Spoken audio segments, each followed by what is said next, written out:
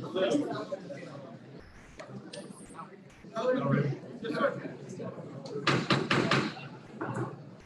evening, ladies and gentlemen. Welcome to the regular scheduled meeting, City of Griffin Board of Commissioners, July 27, 2021. We've got a couple of commissioners that will come in a little later. They were stuck in traffic, but they should be here soon. We're going to open up with Commissioner David Brock leading the Pledge of Allegiance, followed by the invocation by Commissioner Truman Tinsley. Please join us. Pledge allegiance to the flag of the United States of America and to the republic for which it stands, one nation under God, indivisible, with liberty and justice for all. Most gracious Heavenly Father, we're here today to ask for your blessings and guidance in the performance of our duties as elected officials. We pray for strength, love, knowledge, and understanding.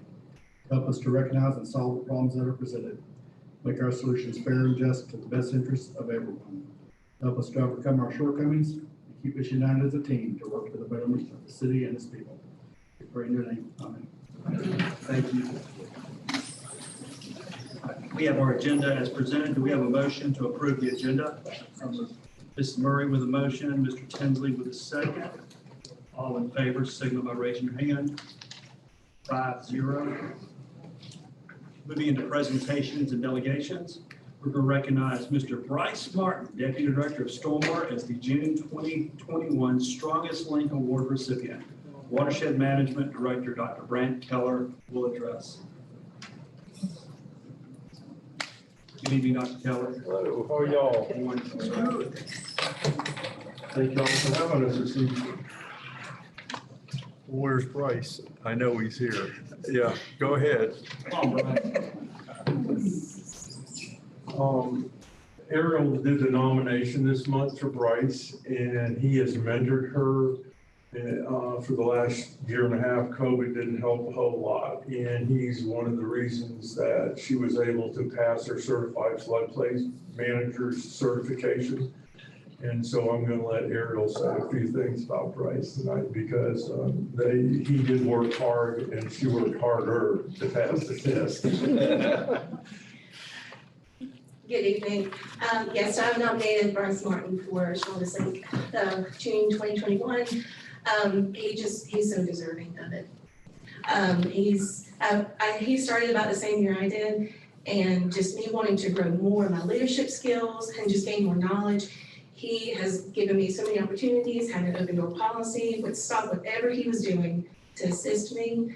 And he doesn't like the spotlight. He's very humble, but I just thought it was time for us to put the spotlight on him just a little bit and just recognize him just for being a great supervisor and a great friend to us all. Thank you very much. Dr. You can go to the internet and see Bryce's humble picture. Do we have a video for Bryce on this one? No, we don't, because Bryce was out on Friday and Mr. Miller's on vacation yesterday and today, so unfortunately that will have to be done after the fact. We could do it on the golf course. That's probably a good thing that we don't do. How we manage the water, balls in the water. There you go. Yeah. If you go to the website, he's on a couple of our stormwater videos you can watch.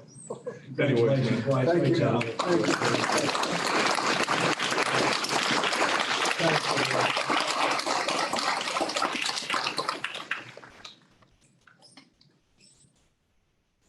Thank you, Dr. Keller. Next item is presentation of Water Plant of the Year Award to Steel Branch Water Treatment Plant staff by Eric Osborne, Georgia Section of American Water Works Association trustee. On behalf of the Georgia Association of Water Professionals, Watershed Director Dr. Brant Keller will address. Well, I'm going to let Eric do all the talking. He has been a big volunteer for a long period of time in GAWP and Georgia A, whatever it is. I can't get the acronym. It's right. He could get it. But I just want to say this is a good honor for this staff. They work hard. They're out in the middle of nowhere. Of course, all our facilities are there, but they're 21 miles away from Griffin. And Mike Melton is their leader, and he has mentored these individuals. And this is what, the third time now for the plant, Mike. So We've been able to win Flynn of the Year for our division 3 times. I'm gonna let Eric explain to you what's happening, and we really appreciate you taking his time coming down here in order to make this presentation on behalf of the professional system. Welcome, Eric. Good evening. It's my pleasure to be here to present this award. I'm representing the Georgia section of the American Water Works Association. They're the largest and oldest trade organization in the United States. They have offices in Denver and Washington, D.C. They've been around since 1881. This is their award. It's very prestigious. This plant had to go compete against other plants of their same size, and they had to beat all the competition and go through a 34-page evaluation, which takes most of the day to complete. So it's very hard to achieve this, and they got a 98% on this one, 1,400 pages. The award is called the Best Operated Water Plant of the Year Award, and that's because of these operators. You know, these guys are there on Christmas, 365, 7 days a week, 24 hours a day, making sure that y'all have clean, safe drinking water and fire protection and everything else that goes along with water treatment. We actually have a saying. There's a lot of sayings out there that say no water, no wine, no water, no beer. But every one of y'all should wind up getting a t-shirt that says no operator, no water. So it all starts with the water plant and these operators.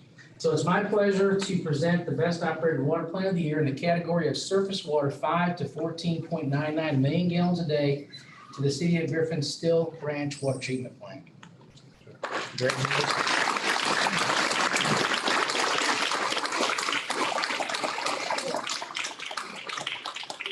One other closing remark.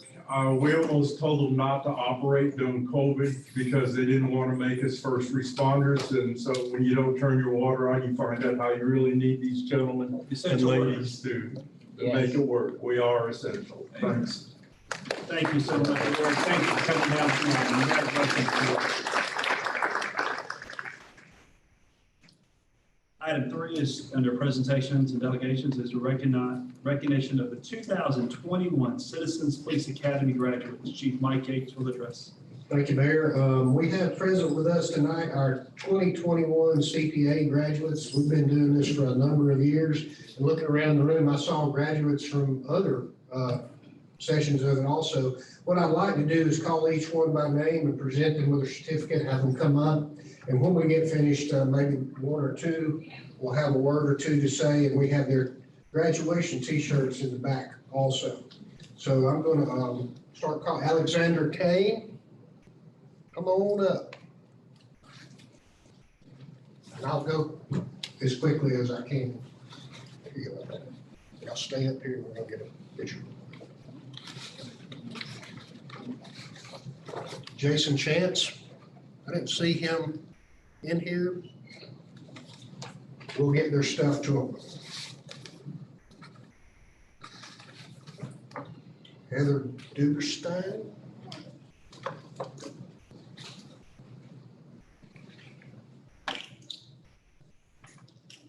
Congratulations. Thank you.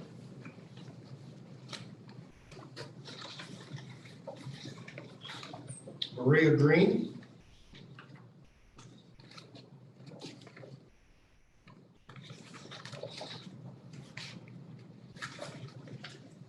Janine Mathias.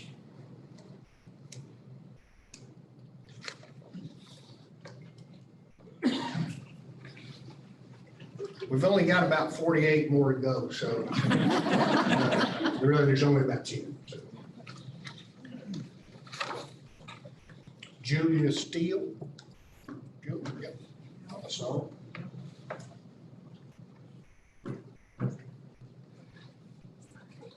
Congratulations. Thank you. Regina Stevens.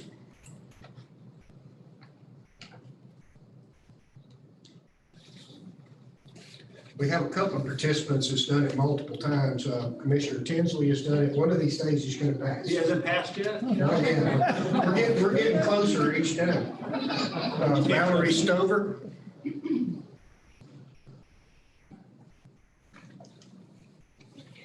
Congratulations. Douglas White. Judge, oh, I saw him. He's one of our city code enforcements, and he wanted to see what we did for a living, I guess. He does have a worse job than we do. So anyway, and that's hard to do.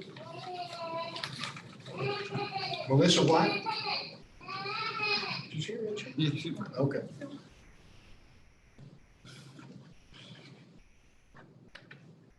Congratulations. You get a star on yours for dealing with him.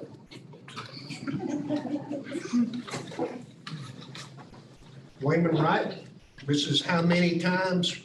Wayman, 3? 4 or 5. Okay. Has he been tased yet? How time flies. Gets better every time, Chief.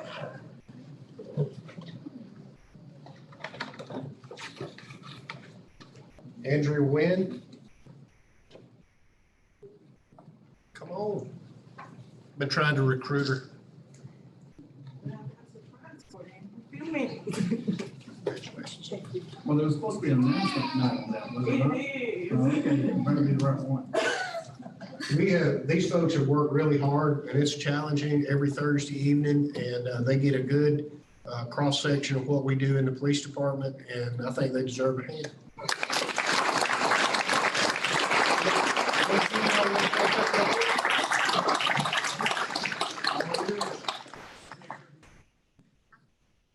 Well, my name is Andrea Wynne. I'm 20 years old, and at first I was hesitant about taking it, but I'm currently in college. I graduate tomorrow from Southern Crescent. So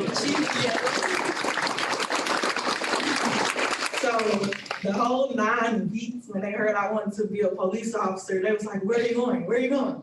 Well, Chief Yates, are you gonna have me on your team?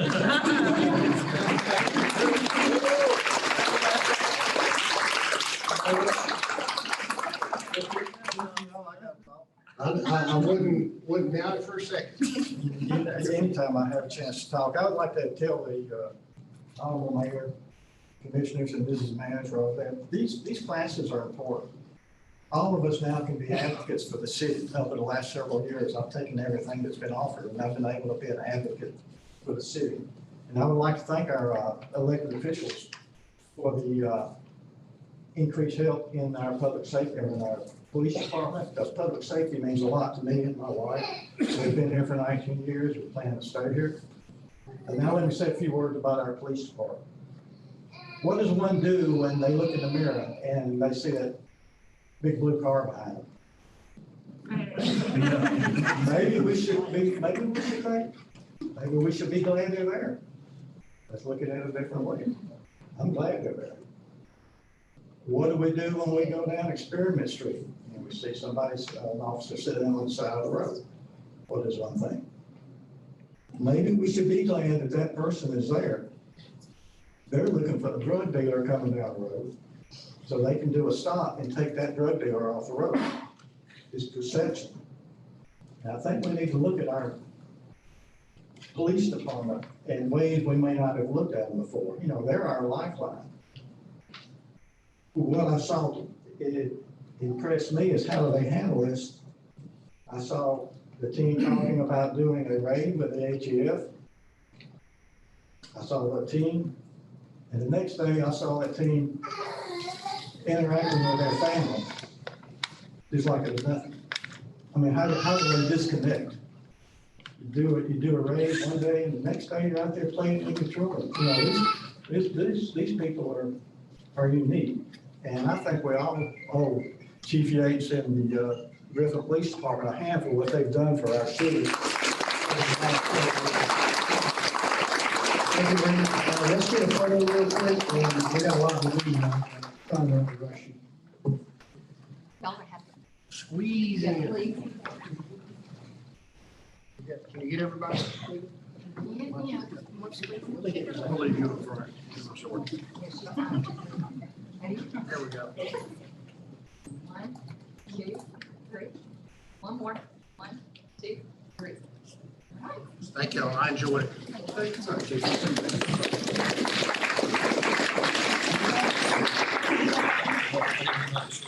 Thank you all, and we also have the Fire Academy as well as the Citizens Governmental Academy that happens usually the first Thursday after Labor Day. So coming up in the very near future, we'll start taking nominations for that. So if you've never been through any of our programs, strongly recommend joining our departments and learning how the city functions. Jill, can I say something? Yes, ma'am, you may. Chief Yates, did I understand that the young lady that was standing up here said that she was going to take a job with the City of Griffin Police Department? We have to work through the process, but we're hopeful that will happen. Okay, So she has to be 21 years of age, so we're right there, but I think we can make it happen. perfect. I just want to make sure I understood that. Thank you.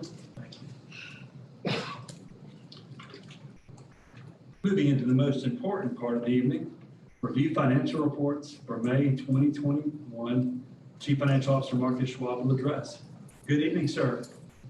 Good evening, Mayor. Good evening, Commissioners. Looking at the cash balance report, you can see we're maintaining our cash. So we're monitoring as things come in, we're pacing the exit. So cash is holding steady. Any questions on the interim statements or the local option sales tax rather? And property taxes are roughly 98%. We collected another 10,000 in June, so that gets us a little bit closer. We are looking at the final accruals. We're getting another piece of information in this month, so as soon as we get all that compiled, I think we're going to be really close on the property tax number. And the audit teams moving in probably next month. Yes, sir, and September, first week of September. Any other questions for anybody? Thank you, Marcus, for your job. Thank you. Moving into citizens' comment. At this time, the mayor opens the floor to comments from the audience. Comments relate to a specific agenda item not listed on the agenda for a public hearing or to a concern within the jurisdiction of the city. Commission meetings serve the purpose of conducting city business and are not a forum for the unlimited expression of opinion. The mayor reserves the right to limit comments to matters germane to city business and may refer speakers to the city manager or other staff for resolution. With that being said, we're gonna start off on my left side. Other than, we'll cover anything dealing with public hearings in the future, but if you have a comment, please come forward to the city commission. If you'll please state your name and address for the record, Dr. Jones. Dr. Shonda Jones, 1689 Summerwood Circle. Okay, I'll keep this short because I'm tired of looking at y'all. I'm sure y'all are tired of looking at me. So, just wanted to start off by saying that I think that the edit team did an awesome job this morning presenting their strategic plan. The public doesn't get to hear about that right now, but I'm extremely thankful and proud of the job that they did. And you get to hear from the Citizens Diversity and Inclusion Council in September about the work that we're doing and things we hope to accomplish in the future as well. I just want to address a couple of things. I know that there is a public hearing later, so I won't touch on any of that, but I want to talk about the quickest way to get on my to-do list is to stand in the way of diverse, equitable, inclusive, and attainable housing. I'll bear everyone going over the things that I've talked about before, specifically to the commission members, but I want to ask that instead of voting based on whether you're trying to win an election or whether you're trying to get reelected, that you are voting because it's the right thing to do, okay? Because you have to understand that you represent all citizens in the city of Griffin, whether you are representing a district or not, or if you're acting as mayor. I was extremely disappointed in the comments that I read on the petition online. It was very reminiscent of the affordable housing development discussion that we had before. And I just want people to be mindful about the comments that they make and what that tells the citizens about who they are and their beliefs. When we start talking about, I don't want something here because it's gonna cause an increase in crime. I don't want something here because it's gonna cause our property values to decrease. That's a lot of coded language. And that is something that we're very aware of in the Black community. I really hope that the city stays on the side of progress because we have made a lot of progress. I don't want to see any type of regression where we're taking so many steps back after we've come so far. I know people have a lot of NIMBYism when it comes to change, and I understand that, but the only way that you can get away from change is if you find an island to live on at this point. But I will ask that when you do go forward with your vote, I know there's commentary at the end that all of you are able to give. I think that the citizens deserve to know why you voted the way that you did. So we would like that explanation, if you don't mind. Yeah. And that is all I have. Thank you, Madam Chair. Is there anybody else on my left like to come before the board? Anybody on my left? Is there anybody on my, yes, ma'am, please come forward. State your name and address for the record, please. Good evening. Good evening. Mayor Holberg, members of the board. My name is Cynthia Guider. I am the homeowner of 1447 Wesley Drive, and I would like to make reference to item number 19 with the, Ma'am, I'm sorry. if I can hold you. Sure. 19 in terms of the rezoning. Yes. If you'll wait till we get to the public hearing, and then you can have. Thank you. Yes, ma'am. Thank you, Ms. Guider. Is there anybody else on my left like to come before the board? On the left side. We'll do a 5-minute recess. Yeah. Make a motion to take a 5 minutes. What's going on? Take a 5-minute recess. Take a vote. I got a motion for 5-minute break.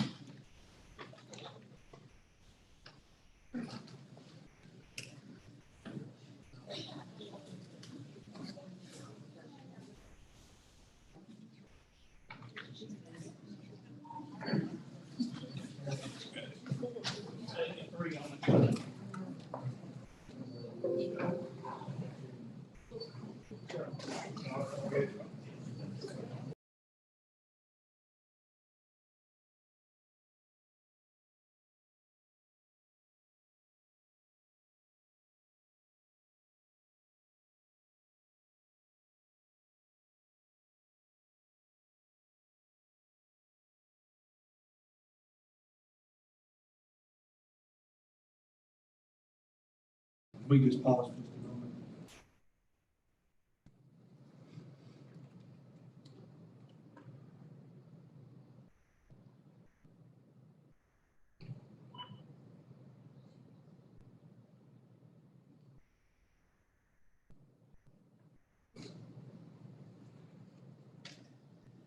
Thank you.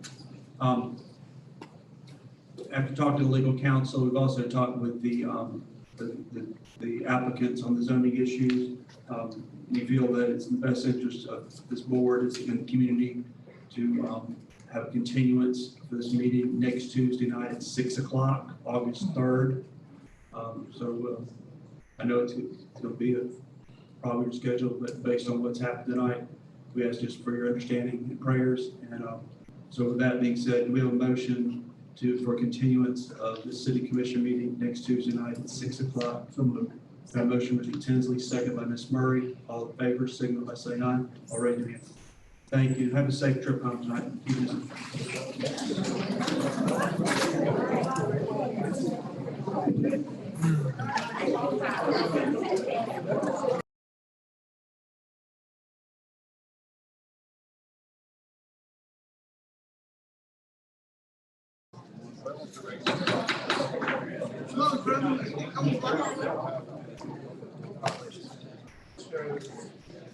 Good evening, ladies and gentlemen. Welcome. I'd like to call the meeting to order tonight, reconvene and continue the July 27, 2021 meeting. I need a motion to reconvene and continue the meeting. Mr. Brock with a motion, second by Mr. Tinsley. All in favor, signal by raise your hand. 7-0. Even though we did not have half of the citizens' comments at our last meeting, in order to ensure that anyone who wishes to speak on a topic not on the agenda for the public hearing, we will begin with citizen comments again. Would anybody on my left side like to come forward and make comments that is not related to any item listed for a public hearing? That being said, welcome, Coach. Name and address for the record, please. Thank you, Doug. Lloyd Bohan, 1479 Wesley Drive, Griffin.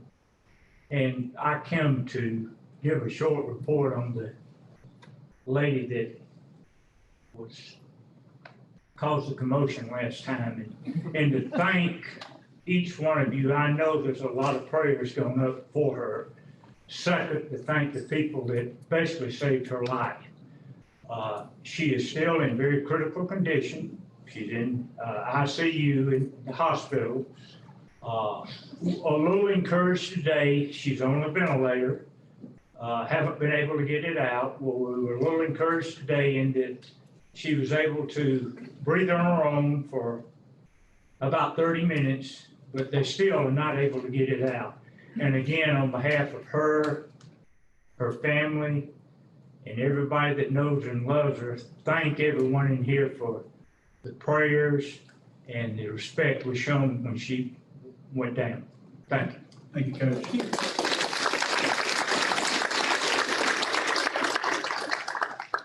We're going to continue with citizen comment. Is there anybody else on my left who'd like to come forward? Name and address for the record. Good evening. My name is Donald Driver, 534 Moore Street. Thank you guys, Mr. Bohannon, for his comment that he made. My concern is that Ellis Street, out of Waterford, I have grandchildren that live in Waterford. And 2 months ago, there was a kid hit coming from that way. There's no sidewalks. There's no street lights. None whatsoever coming out of there across the street from right there on the University of Georgia property. And if you guys can take in consideration to look into that, because I went out like on one of my kids on their bike, you know, riding to get out for their tires or whatever they might be doing, we don't never know. But if you guys could consider that, you know, putting a walkway through there, it would be very appreciative. It's on our long-range plan, so hopefully T-spots will get put. Well, someone done already got hit on the short-range plan. Yes, sir. Yes, sir. You know, and that's very critical right there because I walked it myself. Yes, sir. And everybody's in the road. Yes, sir. Thank you, sir. Thank you, Mr. Driver. Anybody else on my left like to come for the board? Anybody on my left?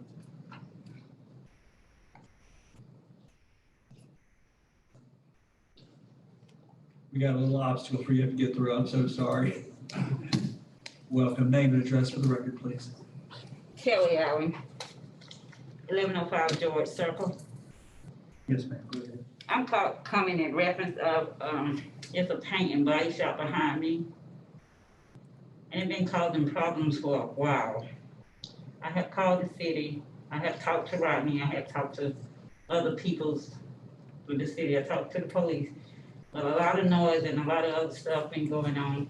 I've been going back and forth to the hospital. Blood pressure been too high, all this and that. And they told me stuff have been done, but it haven't.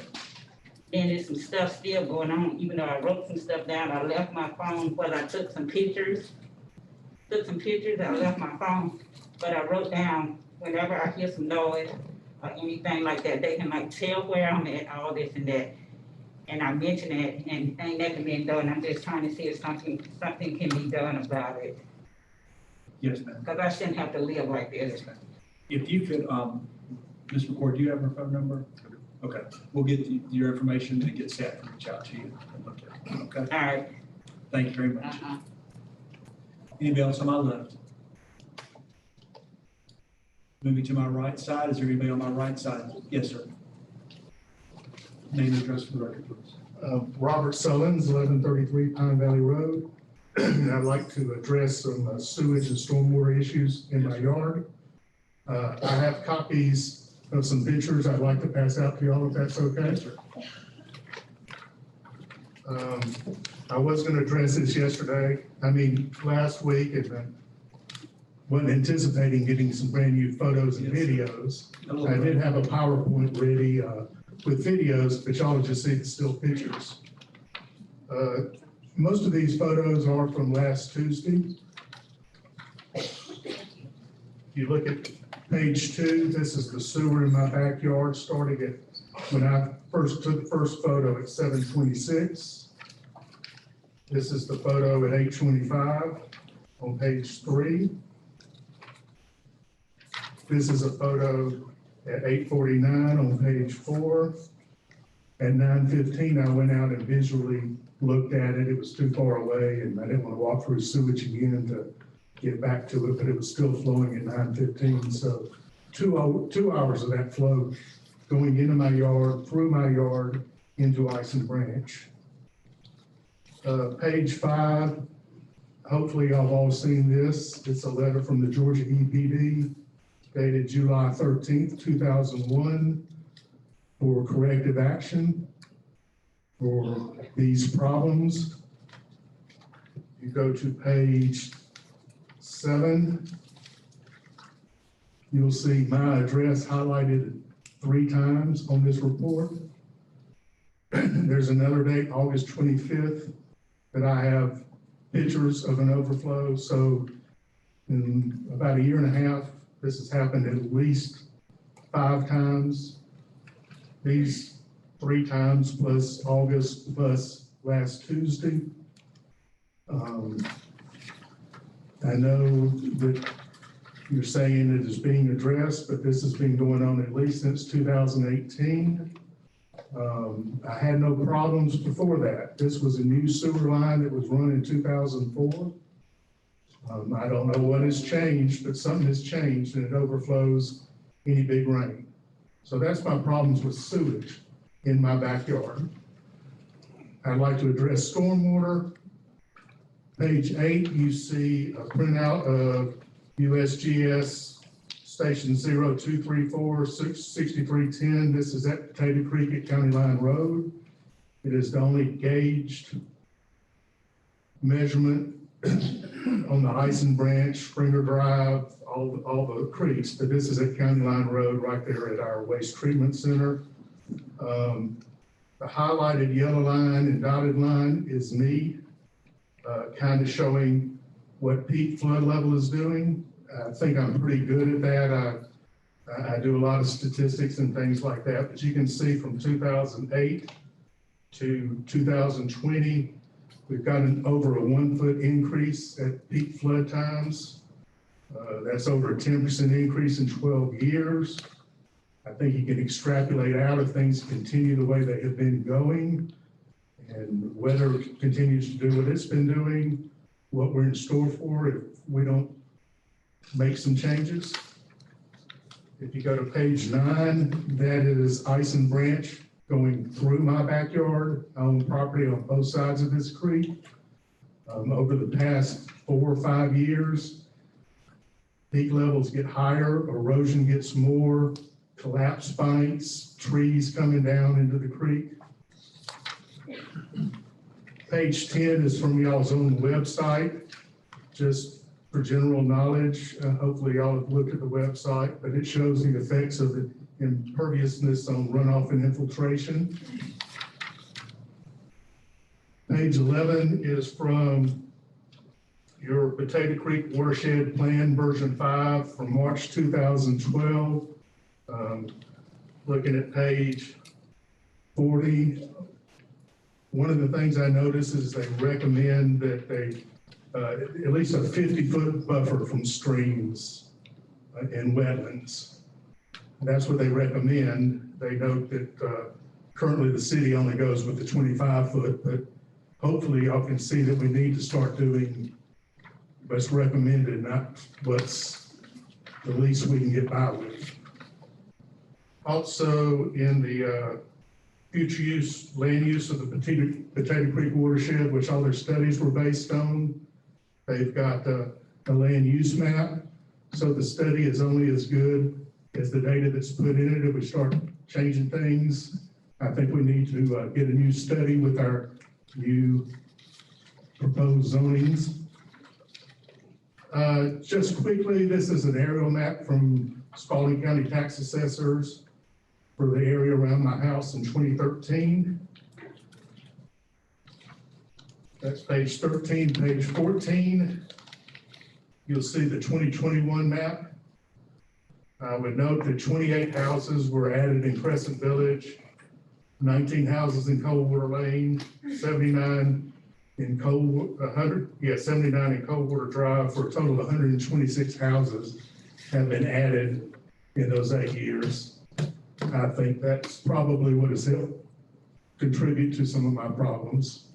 I'm tired of the sewer overflowing in my backyard. I had to put in underground fencing to keep my dogs from getting to areas where the sewer overflows. I don't have access to my property. My dogs don't have full access to the property. I'm being hurt by these events. Thank you. Thank you, Mr. Summers. Continue on my right. Does anybody else like to come for the board? Yes, sir. Welcome. Name and address for the record, please.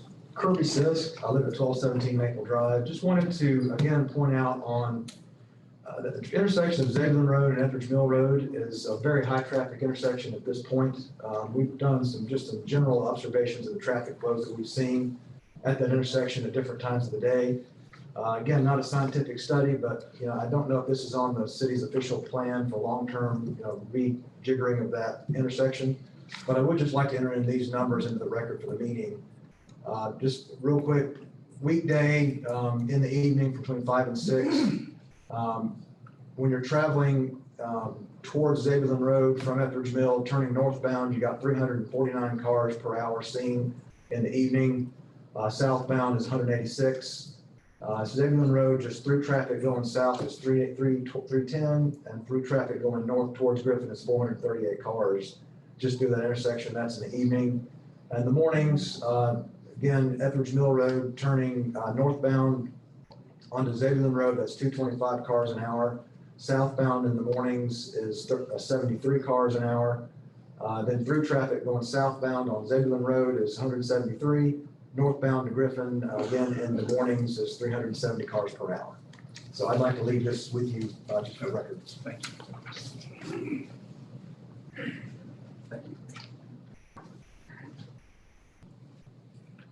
Is there anybody else to my right like to come before the board on citizen comment? Anybody else? Thank you all for your opinions and positions. Moving into public hearings. Public hearings are conducted to allow public comments on specific advertised issues such as zoning, ordinances, policy development, operating budgets, and other legislative actions to be considered by the City Commission.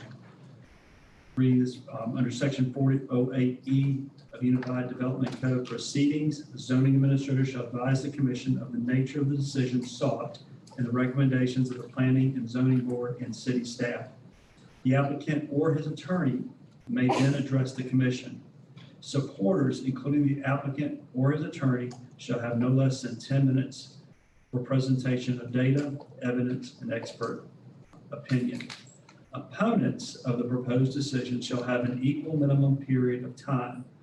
The mayor may grant additional time, provided, however, an equal period of time shall be granted both sides. The mayor may limit repetitious comments in the interest of time and may call for a show of hands of the persons present in favor or opposed to the proposed decision. It shall be the duty of the mayor to maintain decorum and to assure the public hearing on the proposed decision is conducted in a fair and orderly manner. And our city attorney, understand, is going to be the timekeeper of these proceedings. So first item on the agenda is to receive comments regarding a request for a special use permit to allow a place of assembly in the Central Business District, CBD, for property located at 424 West Taylor Street. Director of Planning and Development, Chad Jacobs, will address. Good evening, sir. Good evening, ladies and gentlemen. What you have before you this evening is a request from Community Church Griffin seeking approval for special use permit at 424 West Taylor Street. A special use permit would allow an existing structure to be used as a place of assembly. The church would like to continue renting several of the offices to commercial tenants and use the remaining space for church services on Wednesday nights and Sundays. Per section 721F of the UDC, places of assembly over 3,000 square feet shall be located on a tract of land not less than 2 acres in size and having street frontage not less than 200 feet. Unfortunately, the subject property is only 0.36 acres in size, and the adjacent tract with overflow parking is only 0.64 acres in size. The road frontage along West Taylor is approximately 70 to 75 feet. Staff is recommending denial. The Planning and Zoning Board at their regularly scheduled meeting recommended a conditional approval by a vote of 3-2 with the condition to work out any parking issues with the adjacent property. I'd be more than happy to answer any questions. What's the road frontage on Poplar Street on the contiguous? As well. It's a little over 100 feet. Again, even if you were to add them up, we're still not getting. We're just shy of 200 feet. Correct. I have a question. In pertaining to this, but it's a different zoning we did. The daycare center. I know we had a concern with the parking, and I think that we voted to not allow them to use the adjoining property spaces. Remember they said, oh, we can park at whatever the building is next door, and we said, no, it has to actually be on the lot. Correct. Okay, Yes, I wanted to make sure, so we, Yes, ma'am. something similar to this, we address at a different property. Correct. There was an issue with that with respect to, leasing issues with the owner of that as well, but yeah, that was part of the discussion, yes, ma'am. Okay, because y'all know how I feel about the parking, because Yes, ma'am. it's the thing. So if I understand correctly, the way the code is written, our expectation is that the lot itself can accommodate the required number of spaces for the building. Correct. And here again, the parking issue is secondary to the overall concern being the code specifies a minimum 2 acres, and we're not at that with this. Okay. Is this considered part of Restore Downtown? No, ma'am, it is in the CBD, but it's not a part of the store yet. Mr. Jacobs? Yes, ma'am. At the zoning hearing, when the recommendation to address parking, has there been a change or negotiation back with the buyer about that, or? But it's the same owner that owns the building, also owns the parking lot, so I don't foresee there being an issue with respect to them working out, a lease to that. But here again, that's, like I said, that's purely secondary to our concerns of just the minimum acres and road frontage. And the other question I have is, you're saying it's the 3,000 square feet. Is it the space that they intend to occupy or the total space of the structure? Correct. So yeah, the space that they intend to use. So we had a conversation with them because anything that's over 3,000 square feet has to come before y'all. Anything that's under it actually can go through an administrative process. So we had that discussion with the applicant as well. Okay, but I guess my question is, in theory, It's the space that they're going to use. but if they decided to not rent the office spaces out, Space for the church, yes. So if they decided to consume the entire building at some point in the future, they could technically do that because we would have already given them permission. I guess it's in terms of, we're expecting to monitor their use They based add on. additional spaces, that additional square footage in the building that will require additional spaces for the parking, which may not be there. I think that's maybe where you're going. Well, I guess what I'm saying, so the 3,000, a rectangle, right, visual. They're saying they're just gonna use 3,000 square feet of the space and the rest of it, they're going to lease out. Correct. And based on that provision, it's coming before us, but technically, they could kick all the other tenants out and use the entire building, and we wouldn't have any way to manage that because we would have already given them permission. Remember how when we That had could be a concern. the childcare, and we talked about how difficult it would be for us to manage That could the be- internal operations. With 100%, that could be a concern. Yes. Okay, so, and not that that is what they intend to do, but it sets us up in that gray area of the honor system and not, just because the building itself is more than 3,000 square feet. Yes, ma'am. The only thing that could be a trigger would be if they do something in there, to change the building internally, then that would be a trigger for us. Okay. Are there any conditions, if it was approved, that we should consider, such as merging the two parcels, striping the parking lot? Things that were discussed in P and Z? The parking lot is paved, has very faint striping on it, that would definitely have to be redone. But I guess at this point in time, that. And if the two lots were merged together? That can absolutely be something y'all can condition. And then that would put them at just shy of the 200 feet in terms of road. So if the parcels were merged together, You would still be an acre shy. an acre shot, but on acre shot, but in terms of road frontage, we'd be just shy of the. If you're gonna take road frontage Can you from take this street road and frontage? then road frontage from You this street, it would be consider considered. road frontage on both roads in terms of your evaluation of a proposal. It would be a concern, but it's a conversation you guys can have. You can do that? I would recommend it. So the percentage of offices in that building is what against the church? Commissioner, I don't know, what the percentage would be, one versus the other. All I know is Is that it an office building or is It it is. a church? it's an office building. Okay. That's where it's gonna stay. I have one more Yes, question. ma'am. Go right It's hypothetical, but still. Is there access to the building from the rear? Yes, ma'am. So in theory, if they did have the lot behind them, if they merged and paved, is there access from that parking structure into the building, or would Yes, they ma'am. have to come? There is access. Okay. Does the board have any other questions? I'm trying to Yes, ma'am. Yeah. make it know where It's the old Cartlidge Furniture Building next to Domino's Pizza, Yeah. the office Oh, building. okay, right. The recommendation from staff is denied. Yes, sir. P and Z was 3-2 approval. Yes, sir. Okay. Any other questions from commission before we go to the applicant? Would the applicant like to come before, discuss? Welcome. If you'll please state your name and address for the record. Thank you. My name is Otis Blake, 1011 East College Street. Thank you for your service and opportunity to speak. Community Church Griffin is 9 years old and has 72 members with an average Sunday attendance around 75 to 90. And we believe that having Community Church Griffin in 424 West Taylor Street would be a positive use for this building. Since we meet only on Sunday mornings for a couple hours and then on Wednesdays, there's very low traffic count that would impact the neighboring community.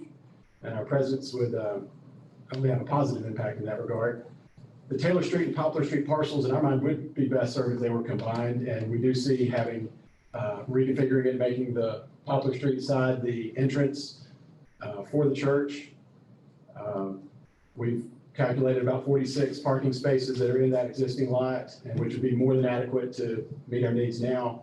And just to be proactive, we've contacted our neighbor at 431 West Poplar.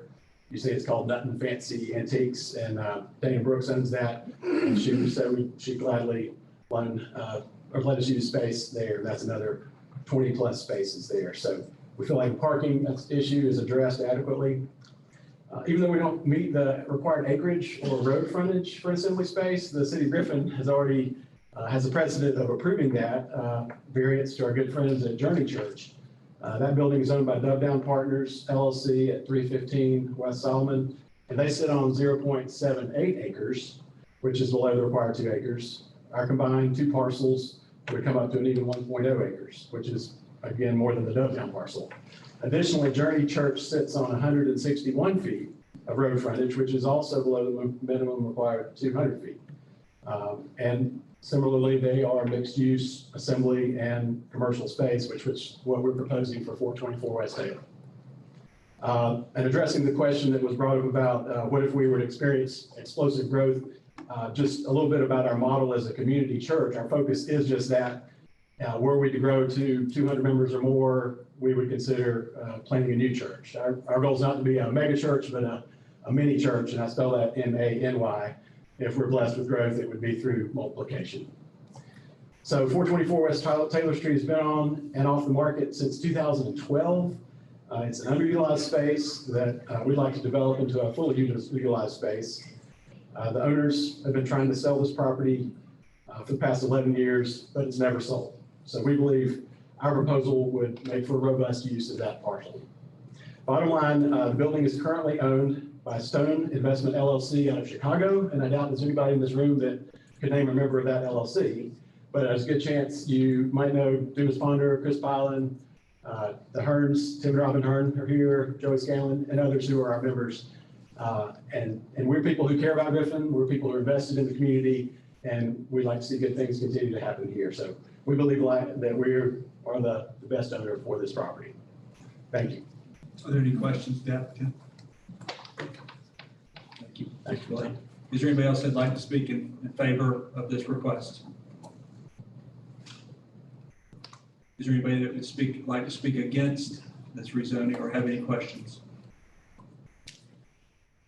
Okay. Moving on to the next item.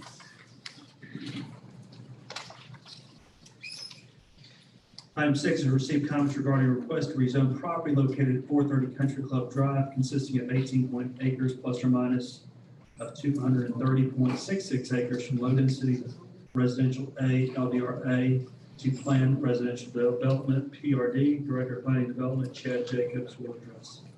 Yes, so this is a request to rezone property at 18.8 acres of a total 230.66.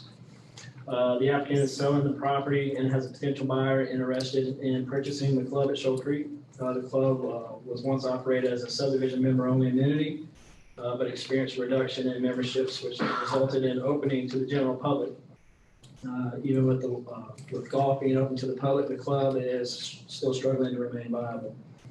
In addition to the golf course, the new prospective owner would like to remodel and reopen the banquet area and kitchen for future banquets, weddings, and corporate events. The new owner would like to sell alcoholic beverages, such as wine and beer at the country club at scheduled venues.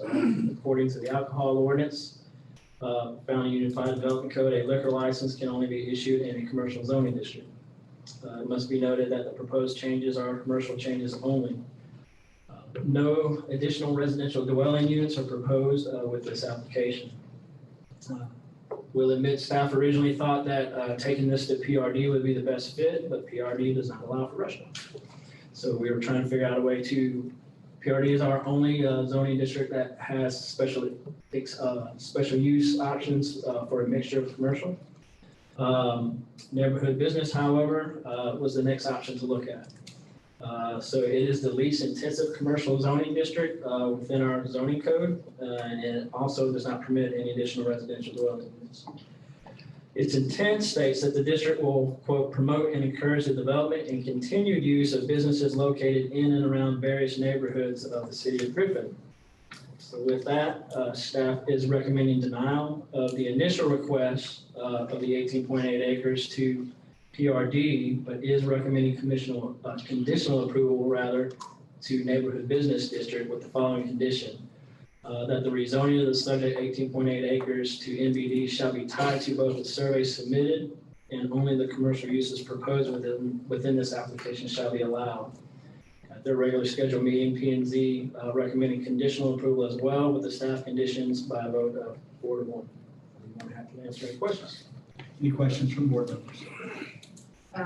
No, just want to verify, because I called and spoke with you earlier, but the concern is if this is approved as the neighborhood business district, even after the rezoning, it restricts what can be done on that property in terms of, it can only be developed as it was laid out with this right here. Okay. Any change, like if there's a business change or ownership change or something, the use, they wanted to change that, they would have to come back through this process to rezone. Would it flip back to, I guess it's LDR now? No, sir. It would stay as is, as an MBD with the condition. With that condition? Yes, sir. Okay. Any other questions from the commission? Ms. Jacobs, would the applicant or like to come before the board for any comments or statements? Good evening. Welcome. Name and address for the. My name is Alan Byers, Mr. Mayor, members of the City Council. We was applying for a beer license several months ago, and we was informed that we was in a residential area. Now, we sell rounds of golf, and we sell golf memberships and swimming pool, tennis. We have banquet room. We rent the ballroom out for wedding receptions. So we was told that we had to reapply for zoning. So we got our surveyor from over in Butts County came out, and he was surveying the property there, and he called me and said the reason for the 18.8 acres is that we take the parking lot and the tennis courts and swimming pool and the driving range and all is 18.8 acres. And we was just wanting to get,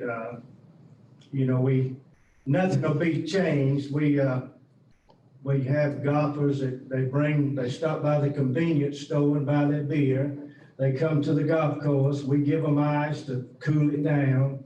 And when they get through playing, we clean up the cans that they leave in the golf cart. So we thought we might need just a little bit of the revenue. If we're gonna clean up after them, that we'd like to, have part of the money. So we would like very much if you could see in favor. The country club back years ago, they sold beer and alcohol, and we just like to be able to get us a beer license for it. I'll answer any questions if anybody's got a question they'd like to ask. Thank you, sir. Thank you. Is there anybody else on your side that needs to speak? Mr. Byers? Do you have anybody else that's speaking on your behalf? All right. This is a public hearing. Is there anybody that would like to speak for this? Please come forward. State your name and address for the record. Zachary Fuller, 1708 West Poplar Street. I would like to ask that you approve this for a few reasons. Okay. One, as Mr. Byron pointed out, they already sell services and goods there. And also, and when it used to be a private establishment, they would sell alcohol already, so they would like to be able to continue to do that. And I think it would be great for the community and the convenience for them to get the revenue from some of that, since people already come and drink on property. Also, before the pandemic, I used to be a DJ, and I actually did a few weddings at the venue there. And at wedding receptions, people love to drink. And it causes a great environment. Like for people to come, be able to get food, drinks, and have a good time for their wedding reception or company party is something nice just to be able to do. And it's a very nice venue. Like I said, I did a couple events there about 2 or 3 years ago. So I would just like to request that you approve the rezoning. Thank you. Thank you. Is there anybody else that would like to speak in favor of this rezoning request? Well, for name and address for the record, please. Good evening to all of you. My name is Cal Oxford. I live at 32 Stillwater Trace. And I'm speaking in favor of this request by Mr. Byers, and more altruistic in my favor than his.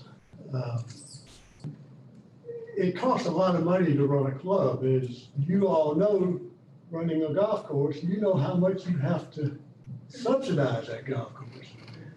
The USGA estimates it takes $500,000 a year in maintenance to operate a golf course. So every bit of money that Mr. Byers or any potential owner can generate helps make that club viable. Now, all of us neighbors that moved out there for a reason. And one of the reasons is because it is a golf community.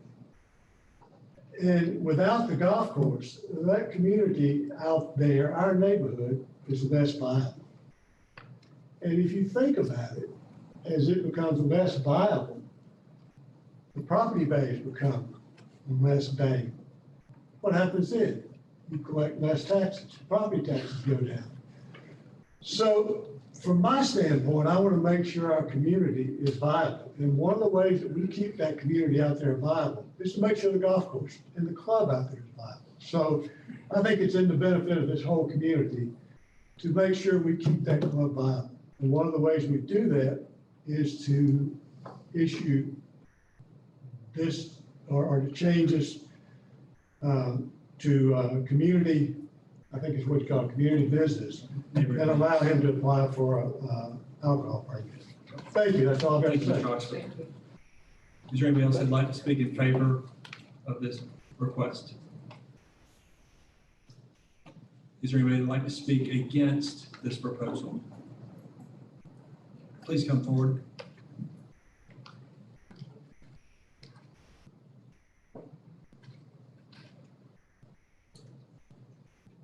Welcome. If you'll please state your name and address for the record. My name is Michael Warren. I live at 411 North Pine Hill Road, number 1 in the Griffin Country Club. Really, again, I'm not going to deny Mr. Byers his right to make a living because I was one of the last officers of the country club, so I understand fully how difficult it all is. But I have 4 questions I want to go on the record with. I'm somewhat concerned that we're going to go and we can't repurpose the corporation to a semi-private club and get the liquor license, the beer and wine license that way. So I'm just very much concerned with the 18.8 acres, and not necessarily because of what Mr. Byers would like to do, and he's going to do it, is that I'm worried about the adjoining properties, the sewer line in the back line, in the back of the back of the driving range. I have 4 questions I'd like to ask, and if you can answer them, that's great. If not, just put them on the record. And the number 1 question I have is the Shoal Creek. Is Shoal Creek still under the Watershed Protection Act and Flood Prevention Act of 1983? I read about it, and everything over there, all the waters, all the lakes and everything cannot be touched within 200 feet of any moving water. And I just want to know, is that still enforced? Is that still part of the Shoal Creek operation? My second question is, if the neighborhood business development plan is allowed, will any adjoining tracts that are near the let me rephrase this. There is a tract of land in the back of our lake which will adjoin with the subdivision of the 18.8 acres. And my question is will that tract of land that's been rezoned PRD back in 2008, will that be able to cozy on up to the NBD, and will that be allowed by you all? That was a big question of mine. The third is there going to, you tell me you're going to put restrictions on Mr. Byers, and that's understandable. I got that. But is that going to be just for the current owner? Is it going to be perpetual? Are people aware that the deed of gift is still in 1984, still on the record? That the back half of that golf course cannot be used for anything else but a golf course? And the last thing, guys, is like I said, I will not deny his ability to make a living. But my question is only, I hear this, I was in Henry County, I moved to Henry County in 1989. I was run out of there because once the growth started, the craziness began. And I came down here because I liked Griffin. I'm from McDonough. I can't even get up the road anymore in McDonough. And I'm concerned with that as we're going through this growth frenzy, that we're going to forget about that we have a great infrastructure within the city itself, the core. But what do we do about the man here that has the sewage leaks? What are we going to have? We had sewage leaks at the Griffin Country Club before Adams came in there and built God knows how many houses on number 8. That's all I really got to say is I'm concerned with this. And I just want to go on the record that if 2 years down the road, somebody comes sliding by and say, I'm going to slide this PRD in because the neighborhood lets it, I just want you guys to know I'll still be there and I'll still be watching. Thank you, sir. Appreciate it. Is there anybody else that'd like to speak against or have any questions in regards to this proposal? Last call. Thank you. I have a question. Yes, ma'am. I couldn't find you, sorry. Just off the cuff, do you have any information pertaining to the questions that you just asked? Yes, so as I indicated earlier, the zoning would not change with the change in ownership. So once the zoning is changed, that's the zoning that's in place. So anybody that would want to do anything different, they would have to go back through this process again. With respect to the tract that was owned PRD, so whatever was approved at that time is much in the same vein. That's what was approved and can be done. Any change to that is because I believe there were some conditions that were associated with that zoning as well. Any difference to that, they would have to come back through this process as well. Okay. Is there any concern? I'm trying to look at this survey, but I don't actually know how to read it. In terms of the infrastructure impact on the sewer and in terms, I guess, of what he's planning to do to the building, just the long term? None that I'm aware of. That would be more of a question for Dr. Keller, but my assumption with this particular type of use, I don't see it being a big impact to the existing sewer. Now, if somebody comes in asking to rezone and add additional units and things of that nature, then they have to go through capacity letters and things of that nature with Dr. Keller. And then in terms of you saying coming in for rezoning for additional use, are you referencing this particular property that's NBD or just in that general area? Just in that general area. And same deal with, here again, with even the PRD. And again, I don't speak for Dr. Keller. He may throw something at me. But it's one of those things that even the units that were approved, even back in the mid-2000s, he would still have to calculate capacity with respect to those units as well. Okay, and then does anybody in here know the answer to the question about the watershed at the Shoal Creek? Okay.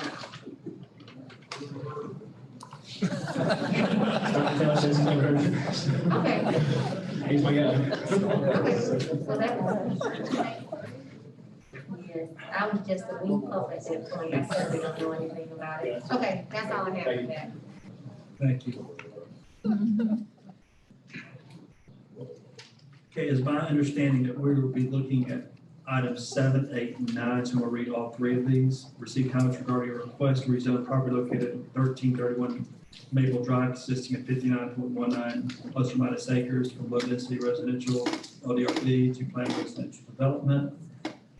Number 8, receive comments regarding a request to rezone property located at 1445 Wesley Drive consisting of 0.71 plus or minus acres from low density residential B LDRB to planned residential PRD. Item 9, receive comments regarding a request to rezone property located on Maddox Road consisting of 99.73 plus or minus acres from low density residential B LDRB to planned residential development PRD. Director of Planning and Development, Chad Jacobs, will address. Okay. Again, good evening. I apologize for the length of this, but obviously it's understandable. You guys have 3 applications here for 3 parcels that total 158.92 acres, and the applicant is proposing to rezone all 3 of these as one project from low density residential B to planned residential development or PRD. The development currently proposes 203 single-family residential lots and 80 condominium units for a total of 283 residential units, and will essentially be the final phase of the Coldwater Creek subdivision. The 283 units represent an overall reduction of 64 units from the original design. The plan also includes 56.6 acres of green space with walking trails, dog parks, and play area for a total percentage of 35.6% of the development. This exceeds the required 25% that PRD requires, which in this instance is a minimum of 39.73 acres. It must be noted that 23 acres of the green space is within the floodplain. PRD zoning does allow the use of 25% of that acreage towards the total green space calculation. The current plan provides for 33.6 acres outside of the floodplain and is compliant with the ordinance. Staff has worked with the applicant on this concept over many months through multiple proposals beginning in late October of 2020. The applicant has also reached out to the surrounding community for their input. I believe they had 2 community meetings. The original concept was a request for medium density residential As y'all know, those are quarter acre lots, with a total of 347 single-family residential lots and no quality open space or park areas worked into the fabric of the development. Staff expressed concerns over the density and the design. The next proposal moved to a planned residential concept, citing the adjacent dairy community with a total unit count at that point of 325 units. That concept consisted of 259 single-family residential lots, 30 condominium, and 30 townhome units, along with a greater attention to open space at that point. However, staff did still express the same previous concerns over density and lot sizes, but the overall design was improving. The concept has now evolved to the current submittal. The proposed rezoning and the concept submitted is consistent with the City of Griffin Comprehensive Plan and future land use map, which identifies the property as residential, along with the character area designation of suburban development. Suburban development states that, quote, in addition to conventional subdivisions, some multifamily uses are present in this character area. Neighborhoods tend to be characterized by low pedestrian orientation, larger lot sizes, high to moderate degree of building separation. And it further goes on to state the primary land uses for suburban development are single-family residential, multifamily residential, and parks. The proposal at this point is also consistent with the existing surrounding development patterns and densities. With that, staff is recommending conditional approval of all three of these applications with the following conditions. And again, this is approval to plan residential development. I apologize again, this is going to take a minute. One, a homeowners association shall be created, which will include but not be limited to the maintenance of all open space, park areas, and neighborhood amenities. Two, a landscape plan for all the park areas shall be submitted to and approved by planning and development prior to the issuance of the land disturbance permit. All amenities and park areas will be installed pursuant to approved plans prior to acceptance of final plat. Three, the minimum heated square footage for all single-family residential dwellings will be 1,800 square feet.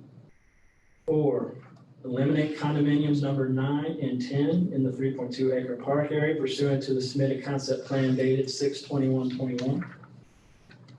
5, developer shall redesign single-family residential lots 171 through 186 on the concept plan dated 6/21/21 so that none are below a quarter acre lot size.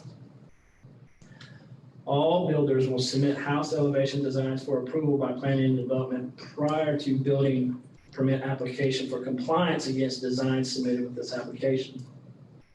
7, stone columns at each entrance to the community stating the name. 8, minimum front setback must meet or exceed 35 feet. No two lots directly next to each other can have the same front setback. 9, overhangs are required. 10, no same house plans directly across or adjacent from each other. 11, each home plan must have multiple color schemes and cannot be the same as adjacent lot. 12, 100% of the homes must have a 3-foot water table on the front side of the home. 13, each home must have one street tree minimum 2-inch caliper planted before certificate of occupancy is issued. 14, development will be serviced by 3 separate egress points. 15, development will be serviced by CBU mailboxes at multiple locations. 16, development will include a walking trail with pervious surface in all natural areas that connect to the sidewalk system in the development. 17, all homes shall have a 2-car garage except for single-story condos. They may be permitted to have 1-car garage. 18, neighborhood will be priced according to market, shall not have any subsidized restrictions imposed or allowed. And finally, 19, meet all other city Griffin architectural standards. At their regular scheduled meeting, the Planning and Zoning Board recommended denial with a vote of 4-1. With that, I'll be happy to answer any questions. So based on your conditions, what is your estimate number of houses and having come in? Or would you rather the developer? I mean, obviously, we're sitting at 283 now. We're recommending, removal of 2 of the condos, so that takes it down to 281. Redesign of that one block. That is something that, as they get in there, kind of do a redesign of it. My guess, and again, this is just a guess at this point in time, possibly another 5, 6, 7 lots, who knows? So that puts us kind of in the 275, 276 range. I don't know. It's just going to depend on how they would redesign that block. 203 in the houses right now. Yeah, right. 78, but maybe a little under 200 for the houses. I'm sorry, if they design it under the current zoning, is that? No, I'm not talking about in terms of what is proposed. Correct. So basically 200 houses and 80 condos, 78, yeah. 78. 203. Give take, and it's just, Okay. once they get in there and start doing design, they can lose more, through the engineering process. Wait a minute, I have 283 from the zoning That's correct. board meeting. Yes, 203 single-family homes. 203 single-family residential lots, 80 condominium units. So what we're asking is to reduce. Are those facts right? That is. I'm asking you, sir. Yes, sir. That is the current plan. What he's talking about is with the conditions he's imposing by removing the 2 condo lots and the redesign. I think the question is, what would the lot count be then? And he is spot on. So with the redesign. that was the question from the mayor. So that's what. To try to get the numbers. Yes, it would be 276. Are there any other questions, Mr. Jacobs? Again, what, in the current zoning, what was the number of units? Currently 197, I believe. They did a preliminary design, which they were able to get 197. When was this done? I believe it was a design that was possibly shown at one of the last community meetings. I'm How sorry? many years ago? How many years ago? The design for 197, that's happened recently. That's happened in the same time frame as what we're talking about this evening, Give me a year. 2021. Okay, so if I understand correctly, I'm trying to track the numbers. There was, the original concept was 347, dropped down to 325, currently 280-ish. But as zoned, there was at some point a concept submitted for 197. Concept has not officially been submitted to But us. There's a concept that's out there that they have done Okay. where they're showing 197. And so based on the 197, what do the current zoning restrictions allow? Is that all single family? Those are all single family, yes, ma'am. Okay. And that's 1,800 square foot of LVRP. That's correct. Okay, so single family, 1,800. 1,800, but one of the conditions that we've imposed, number 3, is that they would all be 1,800 square feet, so that's Correct. in line with That's, the current. it's due to the fact that PRD does allow, for a minimum square footage, for single family residential, 1,350.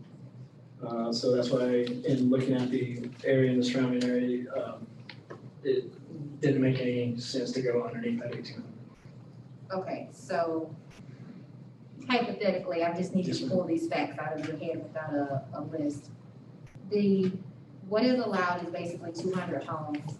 What's being submitted is right at 200 homes, but these additional 80 condo units. Okay, in terms of the aesthetics of the conditions that we're asking to attach to it versus what they could just go in and do now, is there a glaring difference? I think it gives us a greater degree of control when you're dealing with individual builders that are coming in. I don't know if you have one builder come in, 2 builders, 3, what have you. It affords us an opportunity to be able to sit down with those individuals and say, okay, because here you go, one of the conditions being they have to submit their house designs to us before we'll issue a building permit, and we want to be able to compare them against the house designs that were submitted with this application. That gives us an opportunity to start comparing apples to apples.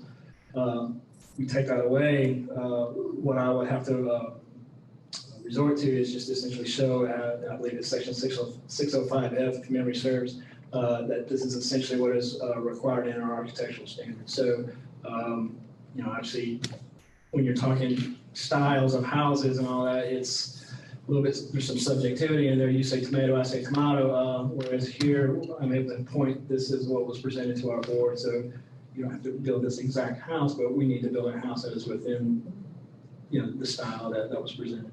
Okay, so along those lines, there's so many conditions, I can't find the one that I'm looking for.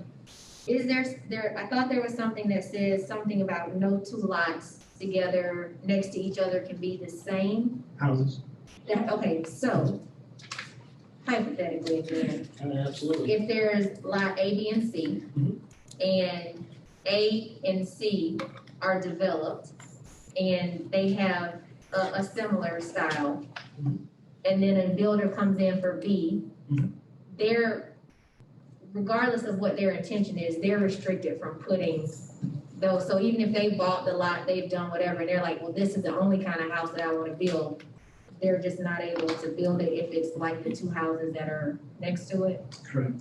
So that would be one of the things that, it would be, we would work with GeoSam and also within our office to essentially develop a plan, if you will, that kind of how the subdivision would develop to ensure that no two houses are the same. We did something similar on a smaller scale. I believe actually Tucson worked out previously up in Lexington to ensure the same type of thing, that no two houses were developed to be the same side by side. But we would do it on a greater degree. Okay. Those are the questions I have right now. Chad, I have a question. Yes, sir. On the current zone, 197 homes. Yes, sir. What's the lots at? Half acre. Half acre? Yes, sir. No proposed? The acreage ranges from, there's one that's just slightly over an acre, and then they start kind of working their way down to like 3/4 and things of that nature. Then there's some half acres in there. The overall average of the single family tracts that are in there are 0.44, but they range from what we would require to be no smaller than 1/4 on up to that acre and change. Large majority of these are probably in the high 3rd acre range, pushing like 0.4.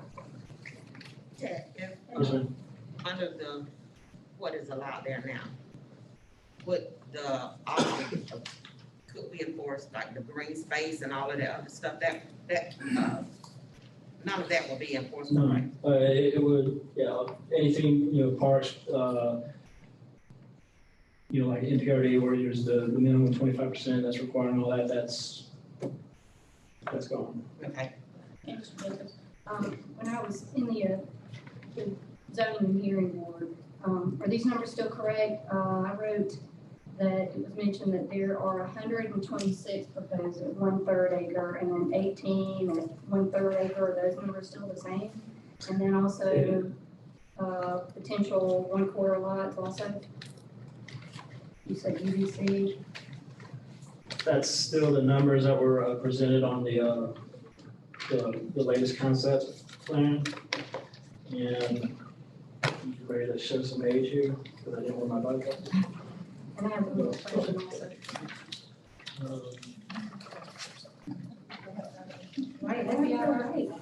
There is a breakdown, and that sounds. Is that about right still? It sounds to be right, but yeah. Okay. And then one more question on that. The buffer zone, currently what is proposed would be 50 feet. And from what I understand in the planning and zoning meeting, and hopefully this, I don't know if this has changed, but that would be on the private side. Correct. Under the current zoning, how big is the buffer and is it on the private side or the public side? The difference?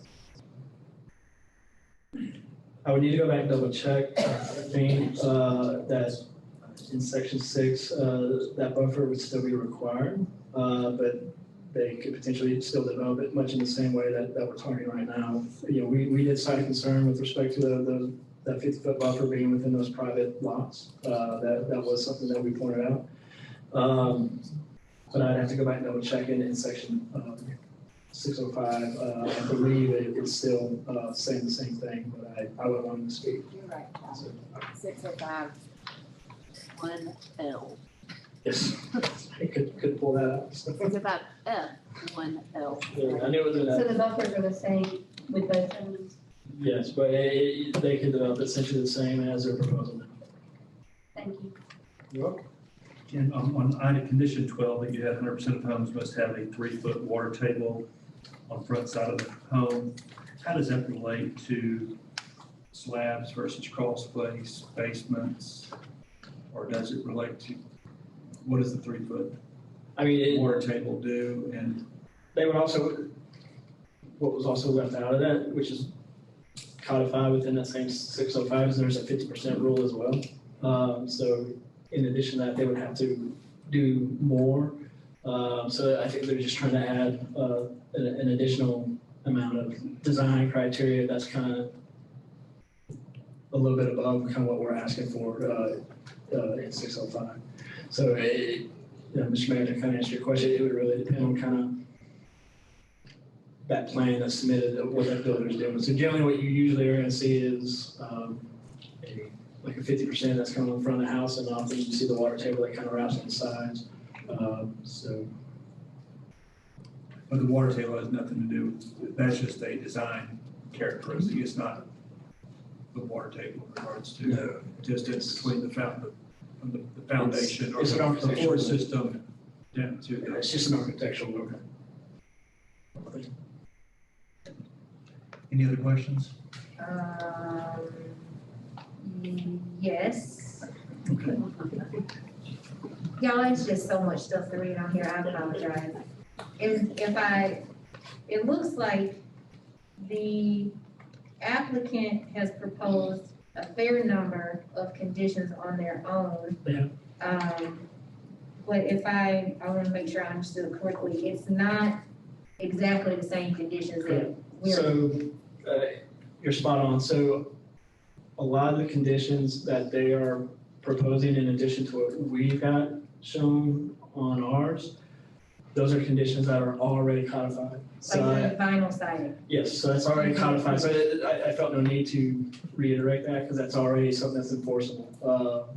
Whether they do PRD or they do LDRB, that's already on the books. So what you guys are seeing, anything that's like a discrepancy between what they presented, that's not shown as a condition that we provided for y'all, that's already in the ordinance. Okay, so like the 50% brick stone simplate is the water table question you just. So the 50% is already in the code, they're throwing the water table in. Okay, and then also the AC units being screened by landscape. That's it. Just for my understanding, what qualifies as landscaping to screen an AC? Like, is it a bush, a tree, like, what do you, bushes? It's usually shrubbery. Yes, ma'am. Okay, and I just asked that, right, No, that's all because there's that technicality, if you think, oh, you won't see anybody's AC, and then you'll see all of them, because it's like grass or something. So that, let me just make sure I understand. The utilities will be underground because that's already part of our code. Okay, that's all I have right now. Good. Anybody else before we have the applicant make a presentation? Thank you, Mr. Jacobs. Appreciate it. May we have the applicant, name and address for the record, please? Howdy, how are y'all today? Good evening, sir. Patrick Brooks, GSM Capital, 2170 Satellite Boulevard, Suite 425, Duluth, Georgia. I want to first thank the citizens of Griffin for welcoming me into their community, allowing me to speak on multiple occasions. We did have 2 community meetings at First United Methodist Church. They allowed me to use the grounds for the first one and the fellowship hall for the second one. They were very gracious hosts. Loved working with them the entire time. Next, I'd like to thank city staff for working with us to put together the best plan for the city. I feel like we've tried to make this the most inclusive process, and I feel like we've achieved that goal. A lot of things we heard coming in is, people don't listen, people don't want to come talk. We took that to heart, and we came to talk. So I'd like to start with a few issues that were brought up at Planning Commission, just to answer a few more questions. The detention pond at the current end of Coldwater Lane. This detention pond was not included in our concept plan as it's already its own parcel, did not need to be rezoned. When we do a hydrology study during the permitting process, we'll determine what we need to do to improve this pond. An HOA, we consider an HOA as a very vital component of making this neighborhood a success, and we will require one in either zoning. The subdivision name, we changed the name to Holiday Springs just to kind of get away from the stigma of Coldwater Creek that we've run into multiple times. It seemed to just be a buzzword, so we just changed the name. We didn't do that to invalidate any petitions or things like that, and I've spoken to members of the community about that.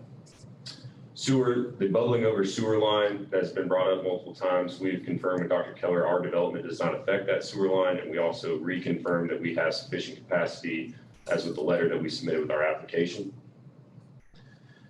With schools, we submitted a letter that shows schools are currently under capacity as part of our rezoning case. Home plans, this was a big ticket item for Chad when we first met with him. The city really has not had enough teeth to help ensure quality building in the city. So we wanted to give that. You know, a lot of things that we hear is, well, you start this and you have this fancy talk, and then it all just goes away and people forget what you say. So we committed to putting this in a zoning condition very early on. We want the city to be able to ensure quality construction. And if someone comes with a plan that is not considered quality construction, similar to what we presented, we want the city to be able to say no. So that's a huge condition. I'm not sure if it's fully understood, but all of that runs with this land. So a lot of people say, well, what if you leave? Well, that condition is still there. A few other conditions I'd like to talk about. To your point, Ms. Flowers, we did submit 13 of the 20 that are on here, and we submitted more, but again, they were already in the code. Okay. And I would like to go ahead and add a few other conditions tonight, and these are just based on my conversations with the community, either from my meetings or other times. We have talked about adding a rental restriction to the property. We committed to that at our very first community meeting, committed to taking care of it through our covenants and our HOA.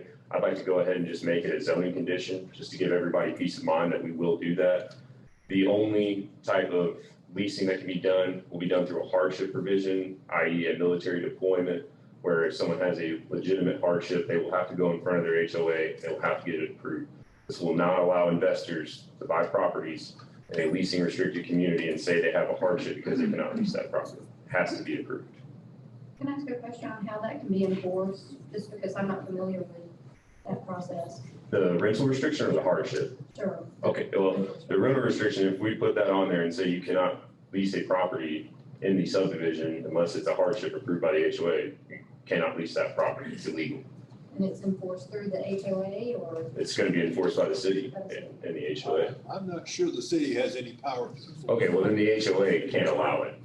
So, I mean, the lease would be null and void, and the units must be owner occupied. And, pardon me for asking this, but I attended the zoning hearing, and it seems that the different phases of what was Coldwater, I know you're renaming this, but they've had some issues with HOA already being able to enforce what they already have going. So have you had plans for that, or is this strictly just for the new side, the new phase, or?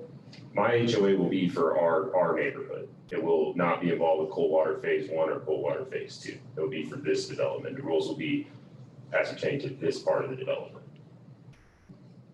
Is it going to be a mandatory HOA or is it voluntary?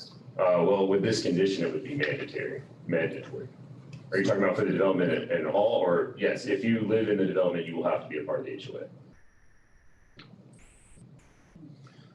Another condition we'd like to add is we will perform a traffic study prior to the issuance of the land disturbance permit. This has been easily the biggest contentious issue so far has been traffic. We're committing to do that. I'd like to read a little bit of a monologue here in just a second about that, so I'll touch a little more on it. The next condition we would like to add is no single family lot will be less than 1/3 of an acre. So we'll have to do another redesign. Currently, the 276 number that we were talking about, that was what it is. After the first two conditions, with us adding this, the number will go down again. Do you have an estimate? 250 is what we're hoping to end up at. And then last condition I'd like to add is the buffer going around the property. We would like to remove that from the private lots and leave it in the HOA's name.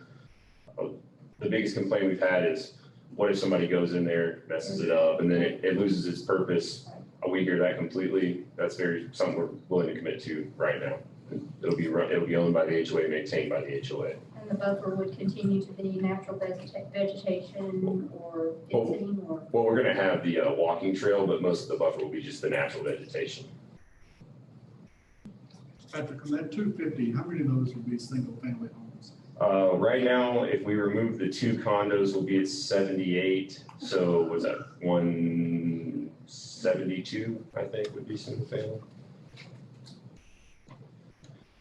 For condition number 2, that was recommended by staff, we would just like to rewrite the condition. Sorry, this is going to be a little long here, just to get This is everything. the condition of the traffic study connected?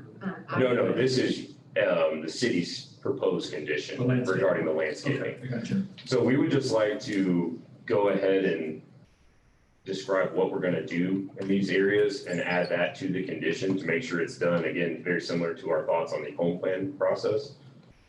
So for the large park area, we're going to do 10 canopy style trees, 2-inch caliper, 10 underbrush trees, 2-inch caliper. The playground will have a sod border, we'll have mulch. The pavilion will have a pine straw and bush border. There'll be 4 bench areas with stylistic trash cans and bushes behind the benches, and the site will be irrigated. In the dog park, we will have 2 canopy trees, stylistic trash can with a pine straw and bush border, and a fenced-in area where your dog can be let off the leash. In the pocket parks, we will put 1 canopy tree, stylistic trash can with a pine straw border. The CBUs will have pine straw and bushes along the back sides. Design plan will still need to be submitted in front of the city, and we ask that all amenities must be installed prior to the issuance of the 80th CO. The condition currently reads that all amenities must be installed by the final plat.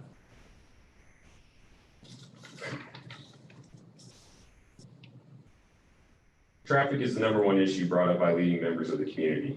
I personally met with Mr. Upson and Mr. Sisk after Planning Commission to discuss this issue in great detail. Both of them are members of the Transportation Committee, and the committee has identified Etheridge Mill Road and Zebulon Road as the largest issue in regards to traffic, despite the outcome of this zoning case. Mr. Sisk has requested any studies that the state may have performed on the state road in the past. If the state does not have studies, again, I just committed to performing that study during my land disturbance process, so we'll get that. Also, speeding on Maddox and Wesley have been an issue that's been brought up. We originally threw around the idea of speed bumps, but I think there might be a funding issue if we put down the speed bumps. So we think the best route here would be to install stop signs. We're willing to pay for them, install them. We just need to work out what we're allowed to do on the city roads. But we think that would help really slow down the speeding problem on here. So there'll be a little bit of a transition period where people understand that stop signs are now coming there. But that seemed to be the best idea when talking with staff. When you say stop signs, you're looking at Wesley at the. Our two entrance points on Maddox and Wesley. Patrick, I know that, community, considering the community and the meetings that you had, and you said that your biggest concern is the traffic study, but also, you've had quite a lot of concerns over the infrastructure. Have you had plans to study that, or could you do that, or what? Are you talking about the sewer? Sure, infrastructure, sewer, stormwater, issues. Okay. Yeah. Excuse me, Mr. Mayor, but the applicant has used his first 10 minutes. Yes, that's Sorry. fine. Thank you. We're good. I got you. Any additional time? Yes. We'll let the other side do the same, people. So in speaking with Dr. Keller, we have sufficient capacity for this site, and I feel very comfortable when I talk to him that is correct. And it's Dr. Keller, I'm sorry, I didn't mean to say Mr. So, another issue, and I just wanted to bring this up that was brought up, this is a smaller issue, just kind of a design thing, is the CBUs on Wesley. People have talked about they don't like that. I think the lady that lives right next to it has expressed that. So we're willing to move those to a more centralized area. We were just trying to spread them out throughout the development, try to make things a little easier, but if it's a cause for concern, we can centralize these locations. Would you reduce them or move them? Move them. I can't reduce. I gotta have enough mailbox for all the lots, but I can put them all in one location so they're not spread out throughout the community. So that's just to help her out for that issue. In closing, I would just like to say that either development is going to be quality. We do quality work. I'm excited to wake up every day with my company. You know, we're not coming down here to do something bad. Whatever happens, if it's yes, if it's no, it's going to be yes. You know, it's just in our humble opinion, our PRD plan is going to be better. And I just, you know, I think we're going to set a higher standard Condition number 6 is one of the biggest swords that a municipality is going to be given in ensuring that. I just wanted to stress the importance of that condition. But we respect and accept any decision put forth by this commission. I want to thank you for all of your time.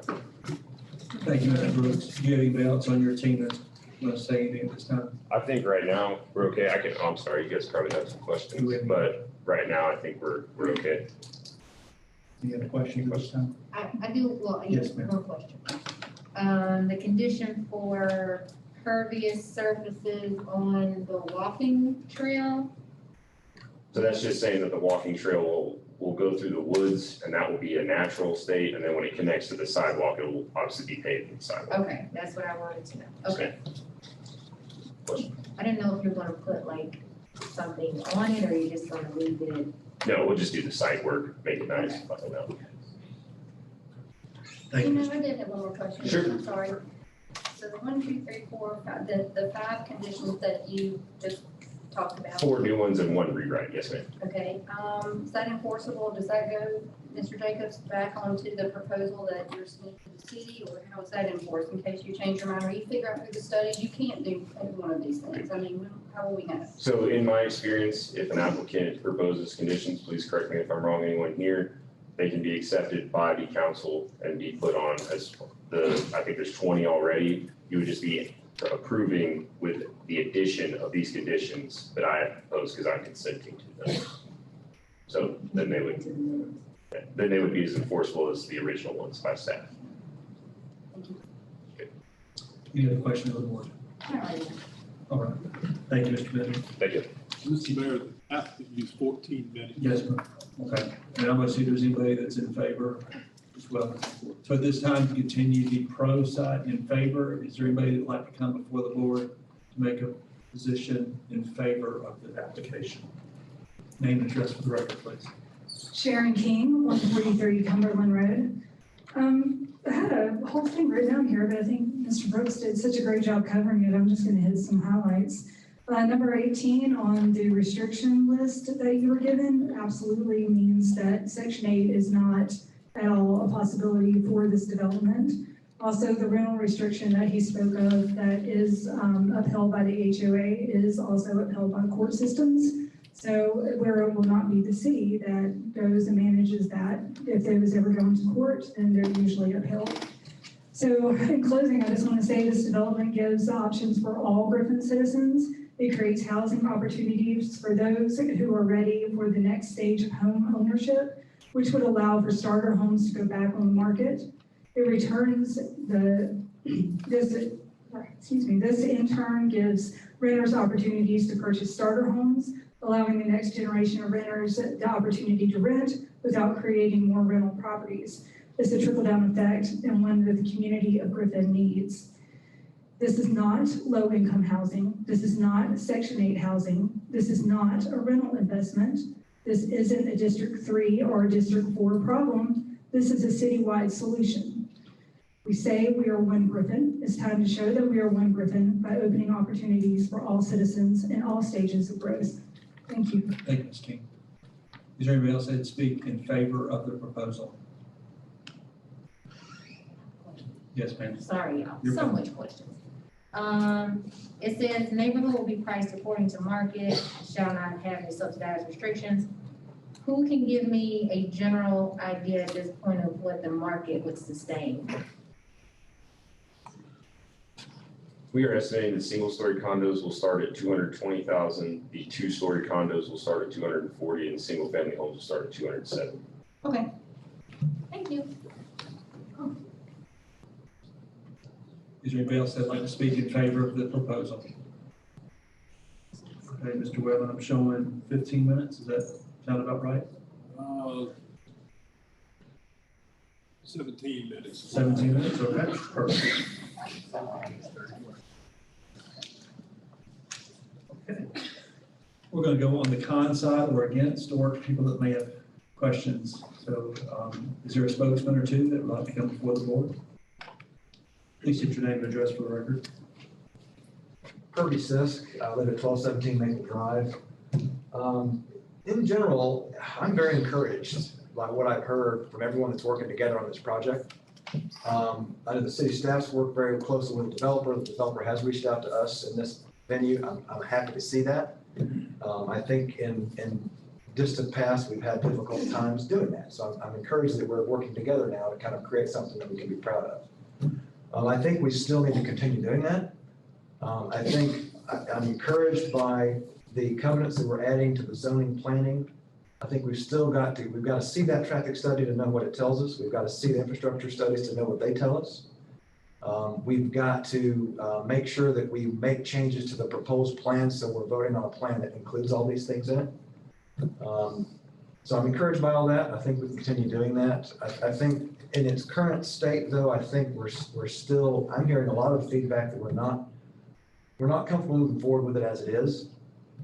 Whether we deny it or table it or whatever it is, I think accepting the proposed rezoning right now is probably not prudent from what I'm hearing. That's my comment. I would like to also enter in, we do have these petition signatures recommending to deny the project. We have 507 online signatures and 159 paper, adding up to 666 petition signatures to deny the proposal. So with that, I'd just like to submit this to the record and that's our comment. Appreciate it. Any questions or comments for me? Question. Yes. Okay, Really? so, right, I got a question, honey, I'm gonna ask my question. No, please do. Okay, so in terms of, I see that you say you want to actually see the traffic and infrastructure studies, but then it's still not quite where you want it to be. Is there anything else specific that, I guess as a group, you guys know, like, we want it to be this? Well, I know some of the specific traffic concerns, obviously just the quantity of cars that are going to be increased on the access roads, Etheridge Mill Road, as well as around Wesley Drive to Maple Drive to kind of get where you're going out of this area. So I think that's a specific traffic concern. Also, just where the subdivision has egress into and out of the development. Okay. The curves where that comes out, their alignment with existing streets, concern about blind curves, different elevations and slope of roads where that comes out into the different roads. So I know those are some specific concerns just on traffic that I've heard. Do you have, briefly or succinctly, any other concerns just with the development in general? Because you start by saying that you are encouraged, but it doesn't feel quite finished at this point. So what are the additional concerns? Well, I think it's, we're getting the numbers down for the number of properties in the development. I think that's in the right direction. I still think we need to get further south of that to address some of the traffic strains put on the neighborhood. I think also some of the strains on the infrastructure in the neighborhood. So I think. Is there an ideal number that you guys have? Well, again, I think we can work through that. I mean, the existing zoning limits you at 197, and you're good. These guys are going to do a quality development, so they're going to work with that as sort of the absolute maximum, and they're going to add green space and different things to this proposal to make it a quality development. But with a number that's within existing zoning that is in place to manage the sort of growth with the city itself and our plan. I guess my question is there a point where more than 197 that the community is comfortable, or is the answer we want the least amount of houses possible put over here? Well, that's a little hypothetical, but I think we can. I love hypotheticals. I understand, I get it, but I think we're not necessarily stuck on 197 higher or lower. I think there's give and take. I mean, if there's, and some of the concessions we've heard are good ones. I think if we take that further, we get some study results, we understand what the traffic impacts are going to be, we move some of the entry points around, and we think about how we have the roads inside the development, how we're handling flow that way. There's a number of things that, when added to the overall compromise of the solution, maybe we're going to, move up on that number from 197 maximum to something else that's a little higher than that, if we're solving some of these issues that we're identifying, even though it's a higher number. So at the 197, you don't need a traffic study. So I think we need a traffic study no matter what. Yeah, I think we need to understand. Infrastructure study at 197. I'm sorry? And the infrastructure study. I think we need to see, we need to see what that looks like. Even at one. And even at the 197, I think we really need to understand what those added cars and added water and so forth is going to impact. I'm sorry. Because the current zoning, although figuratively there's 197, Patrick, I'm can I talk to him or talk to you? There was never a complete site plan though for the 197, correct? We have a site.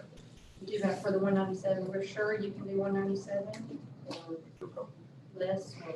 I mean, you're obviously gonna lose lots anytime you do development. So, I mean, I can't give you the exact number, but we did a site plan for it. And we submitted that as part of our application, I believe. At the 197, it will be required that we do a traffic study or a study of the infrastructure. So you don't have a problem with that. Well, I know that's required by law, but I think we still need to understand the impact of that number of cars, even that 197 houses, how that really impacts, particularly Andrews Mill Road and Zayden Road. Which law is that required? Say that again?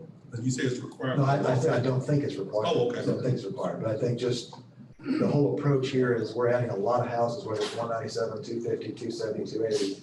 I think with strained intersections already, with the numbers that we've already seen, I think we need to do a professional look at that and really understand, do we need to move roads? Do we need to add roads? Do we need to limit houses? What do we do? But catch 22 is 197, they don't have to do any of these conditions. They don't have to do any studies. They don't have to have any green space. They just go in there and start doing their deed, which is not my opinion. Yeah, that's my understanding.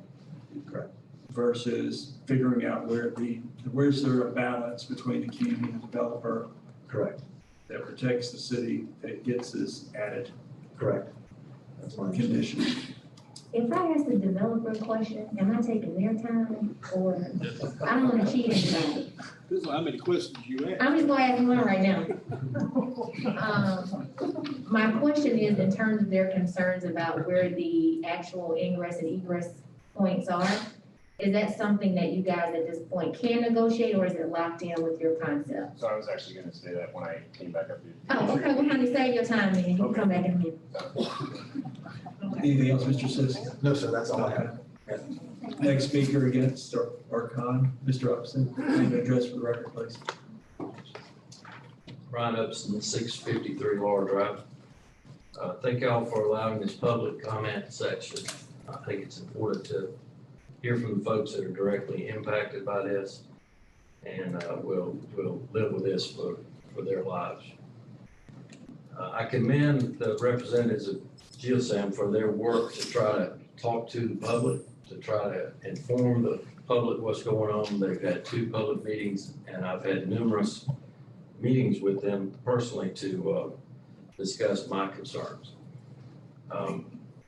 We've talked about traffic, of course, that being the #1 issue. I still contend that there are major sewer issues. And there was actually a report done in 2017 by the city that showed that there were many surcharges downstream from where this development would tie in. So I think that needs to be looked at. I don't know that there's been any meaningful discussion with the school system about long-term impacts to the school. I know they got the study for the number of students that are currently in place, but we had a COVID year. We don't know how many students left the system temporarily. And I still think that needs to be talked about. I am encouraged by what Mr. Brooks talked about, his added concessions to this development. I think that they were right on line with what I thought needed to be done as far as acreage, minimum acreage, and as far as putting the buffer into the green space as opposed to private lots. I think that the city staff provided a conditional approval to you, and it had numerous conditions which were presented by the developer, and then there were some that were added. And I think those are great additions. And we won't have those if we continue with LDRB. We won't have those conditions. So I encourage you to think about the added quality and value that we get with those conditions as opposed to keeping the current rezoning. I still have concerns about infrastructure. And I know that Mr. Brooks talked about doing a traffic study before the land disturbance permit was issued.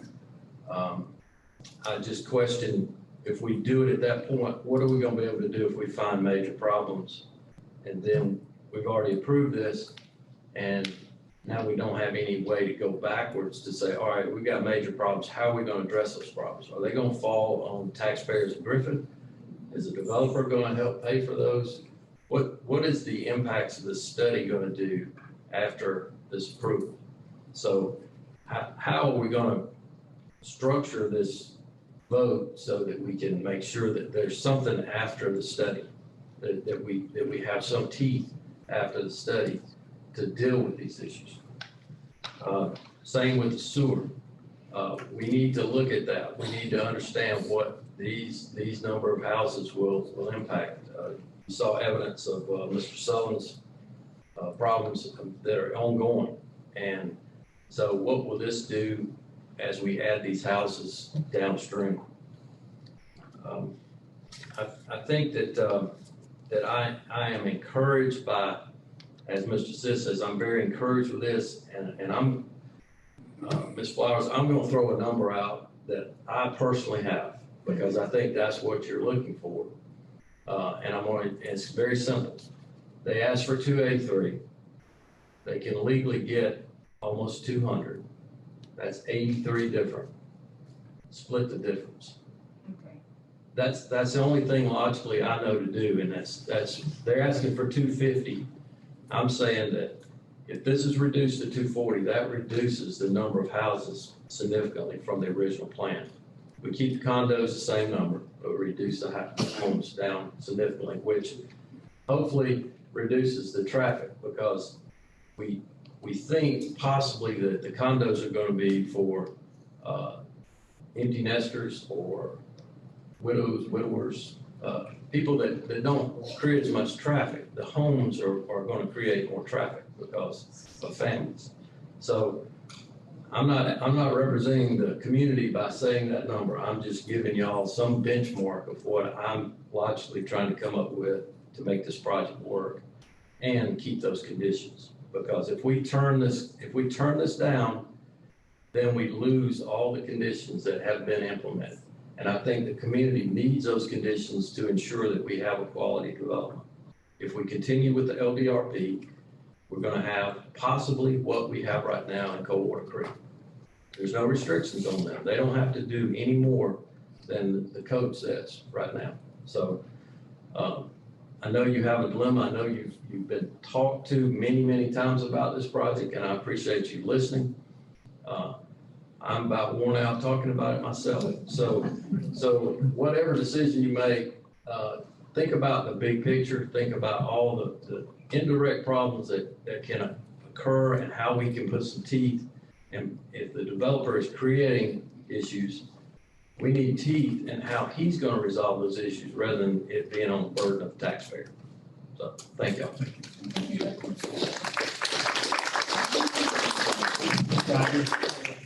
I believe it's Ms. Guyder? That is correct. Thank you. Sorry, I'll make sure I changed your last time. That's okay, no problem. My name is Cynthia Guyder. I am the homeowner of 1447 Wesley Drive. And I just wanted to echo Mr. Sisk and the gentleman before me that I am quite pleased to be here tonight and to hear that Mr. Brooks and his team are willing to still work with us. My concerns were safety as well. I don't know if you all know, but at the top of the hill on Wesley Drive, visibility is poor. There's a bus stop right there at Dorset and Wesley. Traffic is a cut through from Brooks to Maples. So there's a lot of issues, and I'm glad to see that we're going to be looking at those safety issues. I'm just elated that we're working on that, because I was really concerned, and also to hear that they will consider moving the mailboxes, because they were going to be right next to my house, and that was going to create more congestion and traffic. And I just appreciate y'all allowing me to speak. Thank you. Thank you, Mr. Carter. Mr. Moore, I saw you next. Name and address for it. Sure, thank you. Kenneth Moore, 672 Maple Drive. Just a little background. I'm architect here in town, lived here all my life, well, since 72, 2 years old.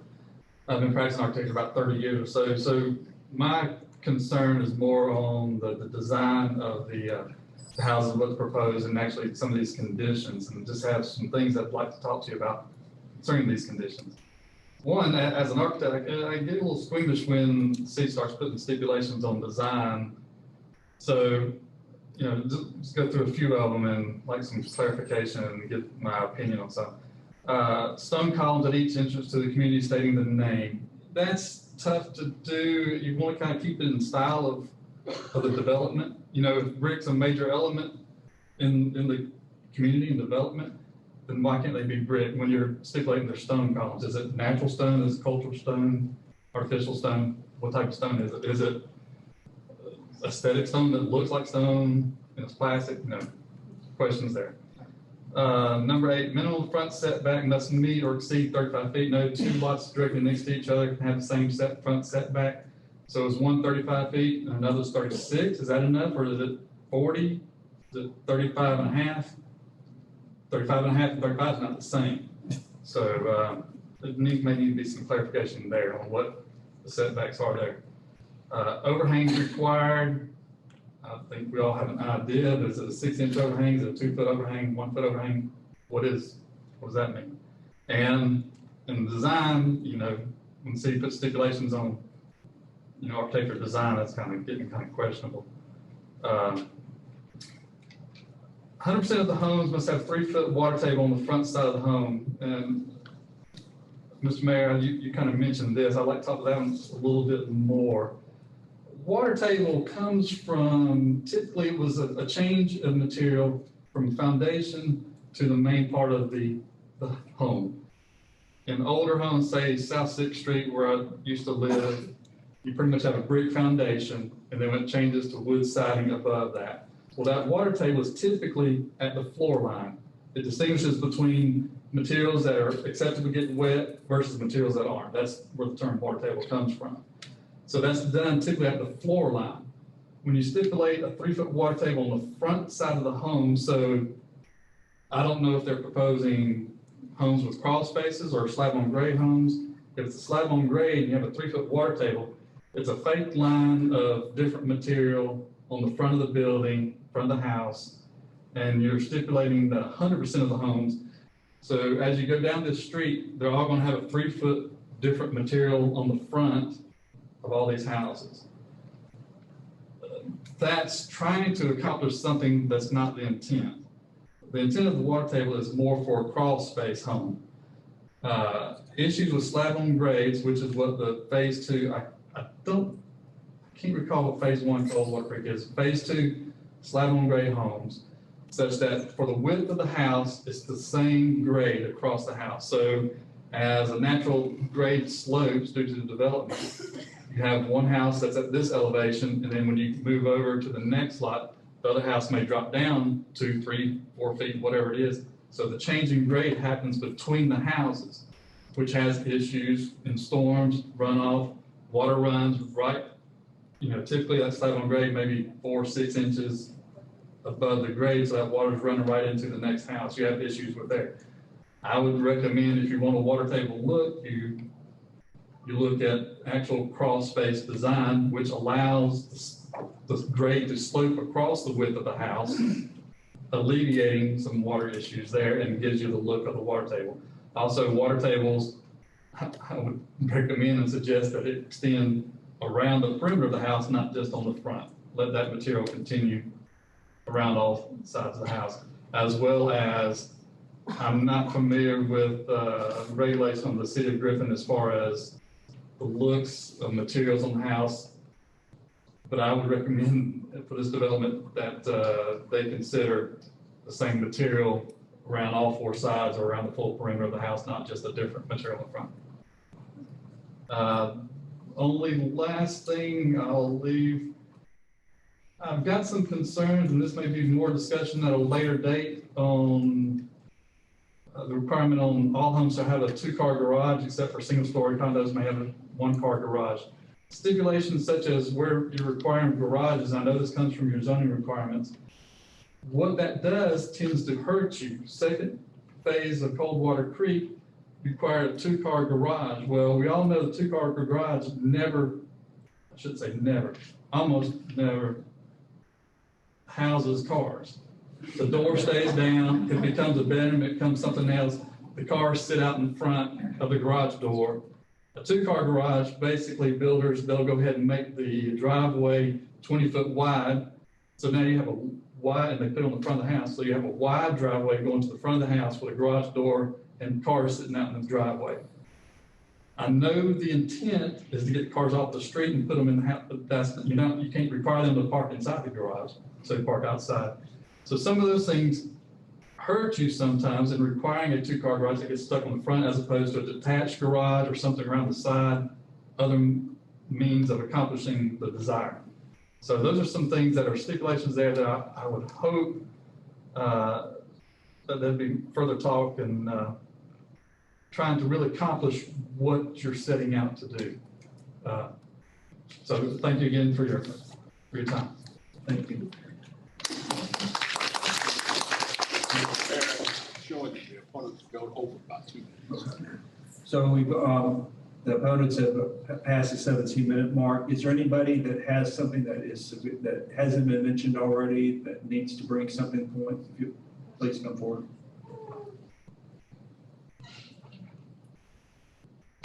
Name and address for the record, please. Sure. Hi, yeah, my name's Carol Arkerbright. I live at 1089 Coldwater Drive. I'm just really concerned. I know everybody's very concerned about Maddox and Maple. It's just our street, everything's gonna bottleneck. But my question was, for the walking trails, he didn't specify what materials they were gonna be. Are they going to be asphalt, or are they going to be some other material? At least I didn't catch that.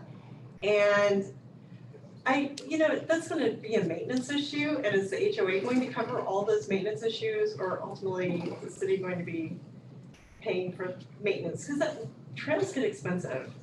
And it's very difficult. You get, if you have trees nearby, they can grow and get all kinds of tree growth where it can crack the trail.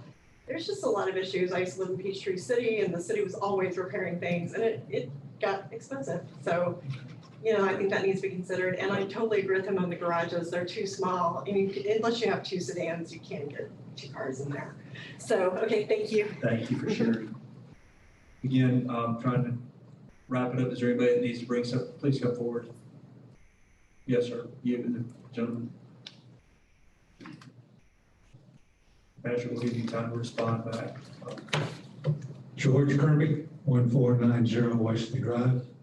I've heard some good things here tonight, but I want to point out one thing that is very important to me. That's that curve on Wesley Drive. It's a blind curve, top of the hill, and it's just not good, whether this is rezoned or whether it's under the current zoning. That as an access is going to be a very definite problem. I'd like everybody to take a look at it before they really agree to something like that. The other thing is GSM has some good ideas. They have come up with some quality ideas and some restrictions that would be very beneficial. I don't understand why they have to come up with them. This is something the city should have in place. We are at a point now where the growth of development of this size can have a significant impact on a very small section of the city. And we need to do something better than that, or we're going to wind up with something like we have up in McDonough and Points North, where the traffic is just awful. Thank you, Mr. Chairman.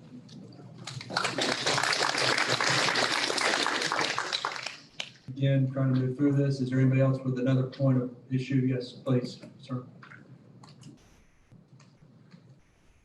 Your name and address for the record, please, sir. I'm Bill Kaufman, 1423 Southworth, and every point I came here to discuss has been discussed quite thoroughly, thank you. But one came up, please don't consider using stop signs for speed control. I drive a heavy truck with a 6-speed manual transmission, and they drive me nuts. And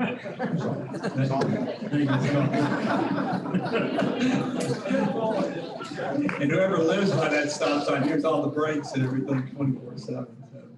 All right, again, I'm trying to move through this. Is there anybody else that has a point they'd like to bring up that has not been addressed? Last call. I really appreciate y'all's patience and kindness. Okay, so I'm gonna let Pat, Drew's got 4 minutes, 3 minutes. The applicant will have another Yes. 4 minutes. So, Mr. Bennett?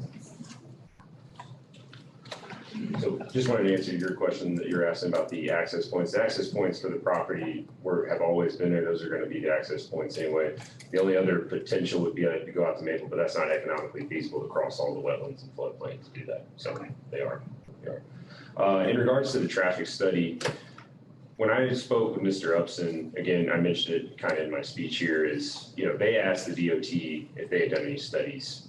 I can't do work on a state highway, no matter what the study shows. But the state's not going to do work on a highway if they don't have a study. So what we're offering is to do the study to help lean on the state to fix these issues. We want to make this an issue for the state. We want enough voices talking to them with some weight behind them to make them put Griffin on the priority list. A 250, whatever you want to call it, subdivision does that. A quality development, 250 new concerned voices does that. And so that's why we want to do it as part of our permit process. I think that's what helps move the ball forward for Griffin. Does anybody have any other questions for Mr. Bennett right now? It's Mr. Brooks. I'm sorry, Mr. Brooks. No problem. Thank you. Yes, sir. Mr. Brooks, we started with 280. Mr. Upson said split it in half. We're 250 now. He's saying 240. I've come down from 347. Yeah, so I mean, 250. 250 is a number I've committed to in front of the community before at public meetings. I'm willing to commit right now in front of everybody here as well to 250. That homes plus condos or Total, 250 total. Would you be open to us tabling this for? I would be open. Okay, I'm just, my question I'm asking him, sir. I'm sorry. Yes, sir. Would you be open for this to be tabled versus potentially being denied to give the chance for us to look at the proposed site plan with the 250, 240 units to be able to digest that? And I'm not thoroughly against it. Obviously, I don't want to be denied. I come up here for approval. To kind of speak to Chad's point, we've been working on this since October of last year. Really, in March when we did our initial submittal, we didn't know enough about the community, and I think that showed in our plan. And these community meetings were vital. They took a long time. It takes a long time for us to change our plans, and we're at the point now where we think we've done enough to help create this partnership, earn trust with the city, with the community, that we would like to move forward. And with these conditions, especially the extra ones I added today to help quell any other concerns, we're ready to move forward. So again, I definitely, obviously I don't want to be denied, so I'm up here, but so if table is the only option, I understand it, but I would like to proceed with the vote. My company would as well. okay. Any other questions? Mr. Brooks? How long would it take you to do a site plan? Joey Scanlon's pretty good. If I give him some parameters, probably get it to me 10 days at the most. I need some time to review and work through it with him. So possibly for our next meeting, which actually will be total. It'll be 3 weeks. 3 weeks, yeah. Okay. So that's like 22 days from now. I mean, Joey, what do you think? You get that done? Where's Joey at? There you are. Got enough time for you? Joey's the man. I think everybody in here knows Joey. So my staff gave me this question. The mayor is looking at repetitive comments of interest of time, but we may do a hand show of favor or against. What I'd like to do is just get a quick feel of the pulse of the community. Either again, you may, if you don't mind. So if you want us to deny it, want us to table it, or want us to approve it with the conditions that have been approved tonight. So all those in favor of denying it tonight, please raise your hand. All those in favor of tabling it tonight so that we can see what we've got coming. Okay. And all of those that want us to vote for approval tonight, if you please raise your hand. All right. Is there anything else from the board? Mr. Jacobs, anything else, sir? No, sir.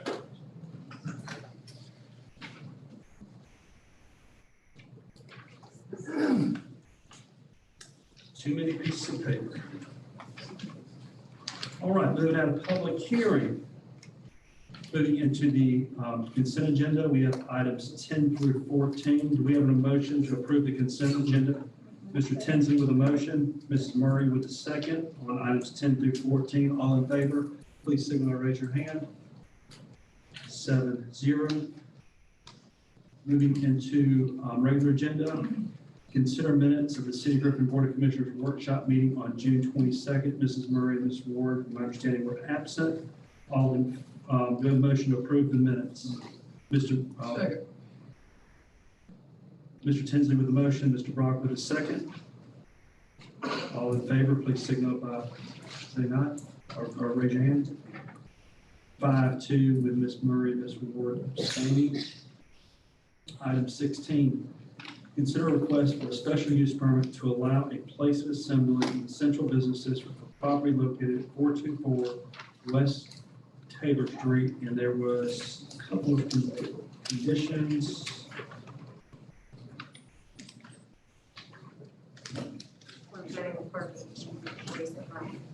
Right, so staff recommend now. What is the pleasure of the board?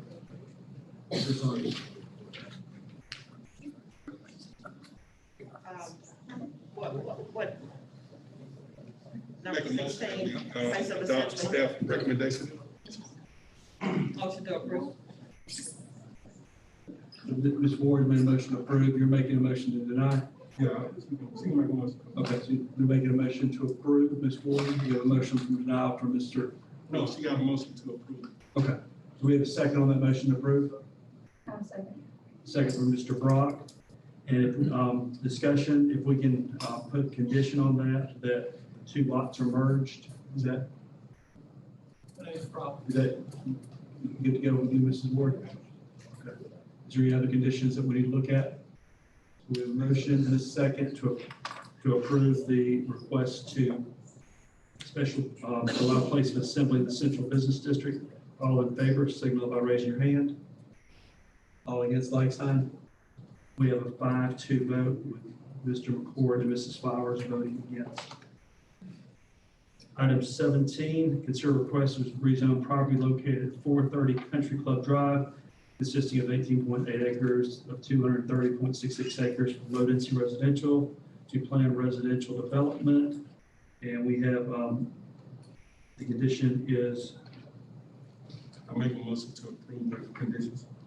Conditional approval is to neighborhood business district, rezoning of the subject 18.8 acres to neighborhood business district shall be tied to a survey submitted, and only the commercial use property within the application shall be allowed. So a motion from Mr. McCord, a second by Mrs. Murray. Any questions or discussion or any other conditions? All in favor, signal by raising your hand. 7-0.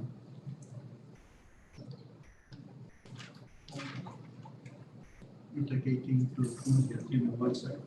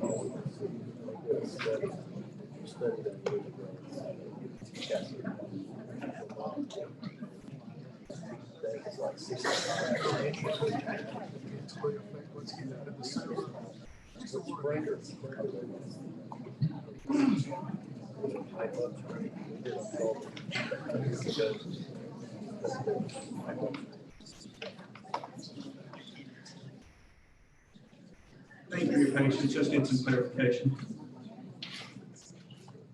We're going to take items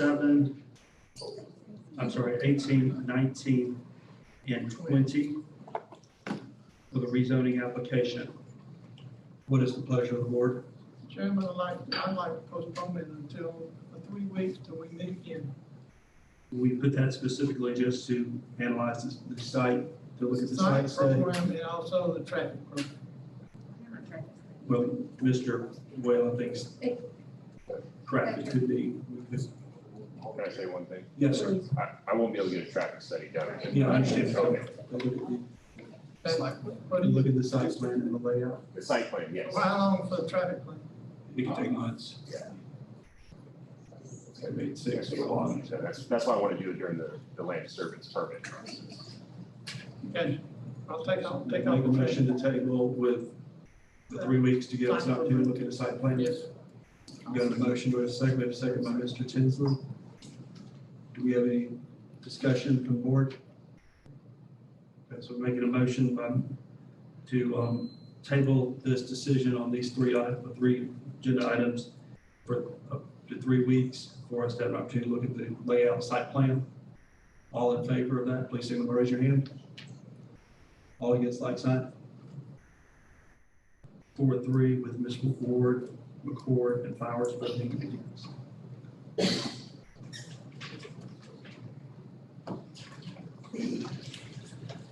Item 17, consider updating the investment policy statements governing the investment strategies by removing the fire bond reserve account closed, adding the general light fund, light, water, sewage, emergency reserve fund, and updating the cemetery trust fund for a new investment minimum and maximum. The motion to approve. Mrs. Murray with a motion. Second by Mr. Tinsley. All in favor, signal by raising your hand. 7-0.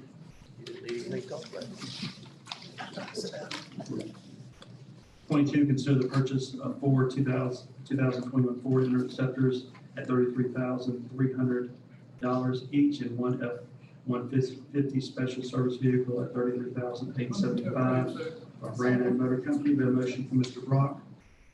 We have a second. Ms. Murray with a second. All in favor, signal by raising your hand. 7-0. Item 23, consider an annual contract with Samsara State Contract in the amount of $90,776 for 375 gateways, including all necessary cable systems for implementation of a vehicle and equipment management information system for public works fleet services. I make a motion. Mrs. Murray with a motion. Second by Mr. Brock. All in favor, please signal by raise your hand. And thank you, Chris, for your hard work on that. Item 24, consider a contract with Betzel Siding, Roofing and Windows, low bidder in the amount of $382,650 to replace the roof at the One Griffin Center for the Facilities Division of the Public Works Department and amend the budget accordingly. I make a motion for approval. Mrs. Murray with a motion to approve.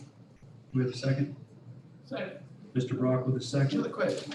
We have a question from Mr. How long Brock. will it take to get this project done?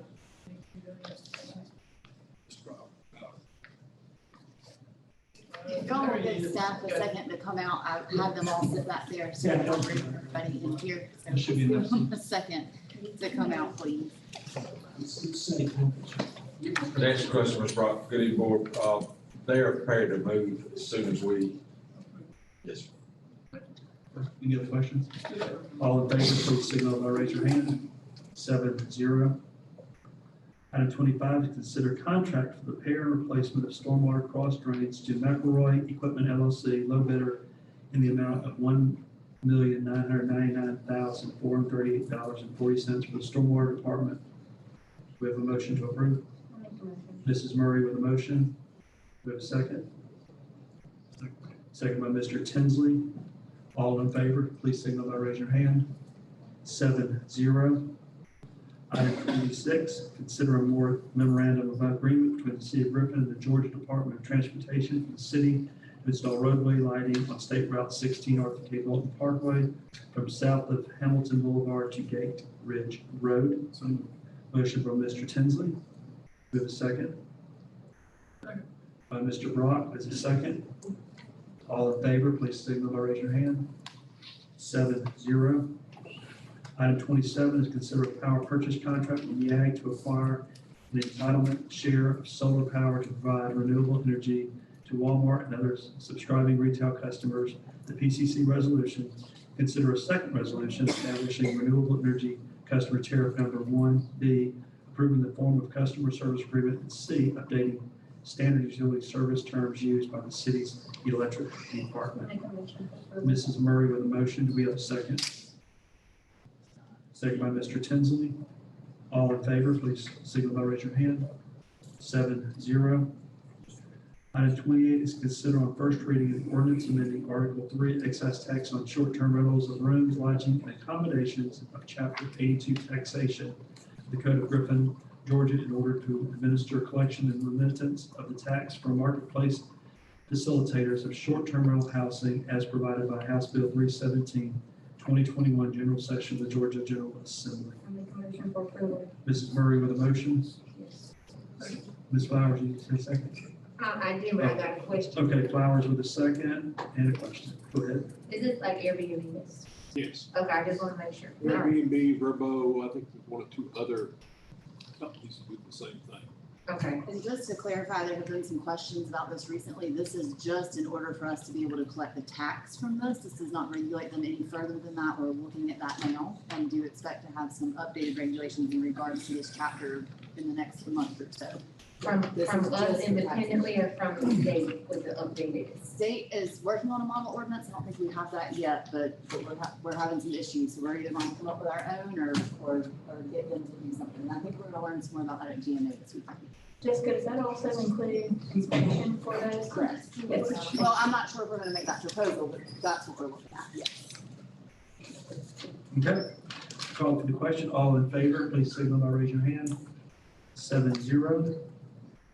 Item 29, consider contract with Griffin Law Firm and Law Foster and Alongi, Inc., doing business as Flow and Analytics for reapportionment services of the city election districts based upon publications of the 2020 decennial census. Mayor, I think the last time that we had this on the agenda, you did ask me if I would go back and see if there are other consultants that are offering this service. There are not. I looked in the city manager's listserv and the city attorney's listserv for the state of Georgia. Either people are using Flow Analytics or they are not using a consultant and they're going to wait on the State Department. Don't know if you saw this morning in the AJC, they did say that data is supposed to be with the state on August 16th. So we are moving forward there, and this needs to be approved tonight if we want to make sure that we get these people with us before they go somewhere else. If the state is doing this and it's not going to affect our election this time around, I don't see why we would do it. I mean, if you got a reason why we should. Because I think that they're looking at just lines for, data specific, and this is going to be a little bit more, I would say, specific to the city of Griffin. So they're just going to look at, here are these number of people, here's what you need, but this is something that people feel like, in a couple of years ago, a couple of times ago, we were sued by DOJ, and this goes ahead and sort of takes all that into consideration. So what were our issues last year? It's a definite more specific approach than the state office doing that. And Mr. Whalen can probably speak more on that since I was in high school two times ago that we did this. I'll be voting against this. I mean, it's not nothing against Flow Analytics, but if the state is doing it, why are we going to go? And if it doesn't affect, It will be sometime probably towards the end of next year, so the state reinforcement office is in. Well, they'll ever get to the cities.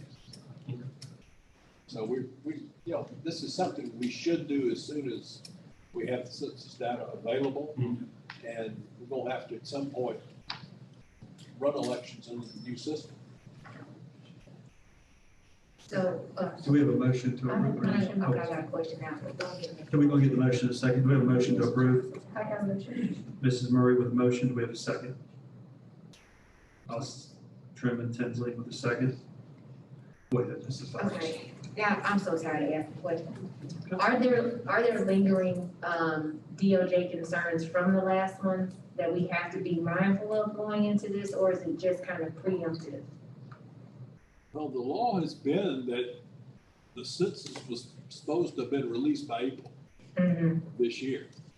And we have an election coming up, of course, November 2nd, I think it is, this year. And The law had been that we had to have this in place in time to run the November election.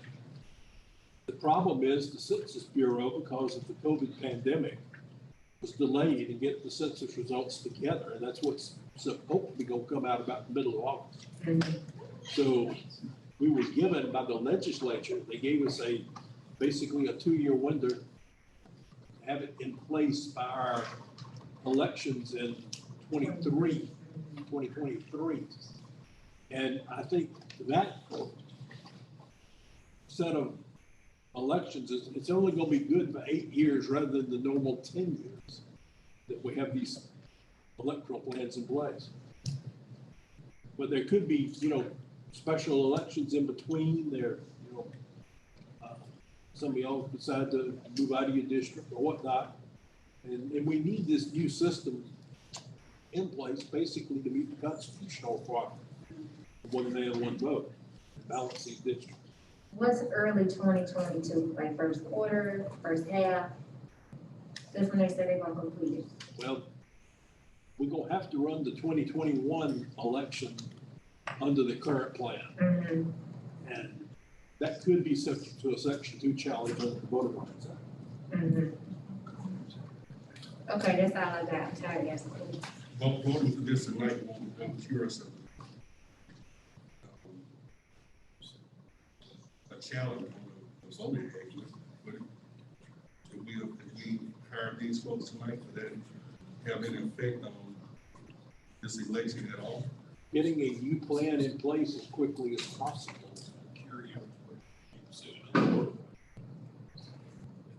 That's your protection right there. You're complying with the federal law.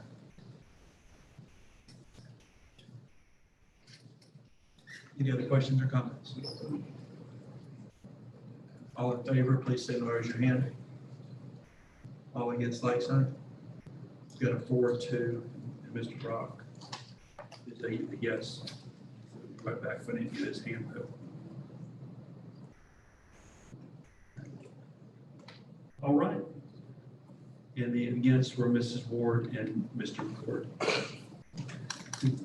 City manager report. Well, it might seem a little silly, but I do think it is worth mentioning. Last Tuesday night, we started with a Strongest Link presentation from Mr. Martin, and I misspoke. We did have a video ready, so we'll play that the next time we get together. You'll get to have 2 Strongest Links. Also, last Tuesday, we were awarded with the Steel Branch Water Treatment Plant of the Year. And I think that is a huge deal and needs to be commended. So I wanted to make sure I pointed that out. And I'm probably going to misspeak, but I think Mr. Melton, Dr. Keller, also received a Golden Hydrant Award. It's an individual award. Yeah. So we have that as well. And then again, the edit group last Tuesday morning, I think did an excellent job presenting their new strategic plan for diversity and inclusion. And so much so that I've been asked to speak at GMA this weekend, so I will be moving on Sunday afternoon to give them what our employees decided was a one Griffin presentation. So I'm honored that they've allowed me to borrow that and give that to the Municipal Association this weekend. So I will see you all in Savannah on Friday. That's it for me. Mr. Whaler. I have nothing further. Mr. McCord. Real quick, I just want to applaud our community for being cordial with each other. We didn't all agree tonight, but I saw a spirit, a new type of Griffin that's developing in our community, that we can have some differences of ideas and see things a little differently. We see that we got people that are working to try to make our community better as a whole. Because as Ms. Sharon stood up and said, this is not only going to affect that community in which that development is being talked about, but it's going to give other people in our community an opportunity to become a first-time homeowner. I live in Carriage Hills, but I was raised at 534 North Hill Street. Had it not been those type of opportunities, those type of the board that we have to allow people to move throughout the community, we'll never reach this edit that we're talking about, this diversity in our community. Every Friday night, we're diverse at these football games, basketball games, based because we won Griffin. And what I see happening in our community is that we are becoming more and more that we will have people who want to do quality work in our community find that our community is welcoming, that we understand that we are just a part, a tiny part of this large universe, and that we must learn to share this space. So I want to say thank you to the people who came out tonight, and especially thank you to the board and our staff. Thanks.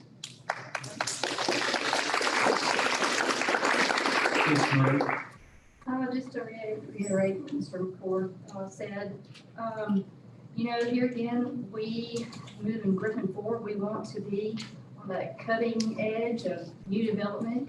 But here again, at the end of the day, it also must attract the community support. I will not support projects because I am your voice, and I feel that it is crucial that it must gain the community support. We've come a long way since October 2020, and I've seen this room now pack out between the planning and zoning hearing to last week and this week. Thank you again, all citizens, for coming out of your busy schedules to pack the room out.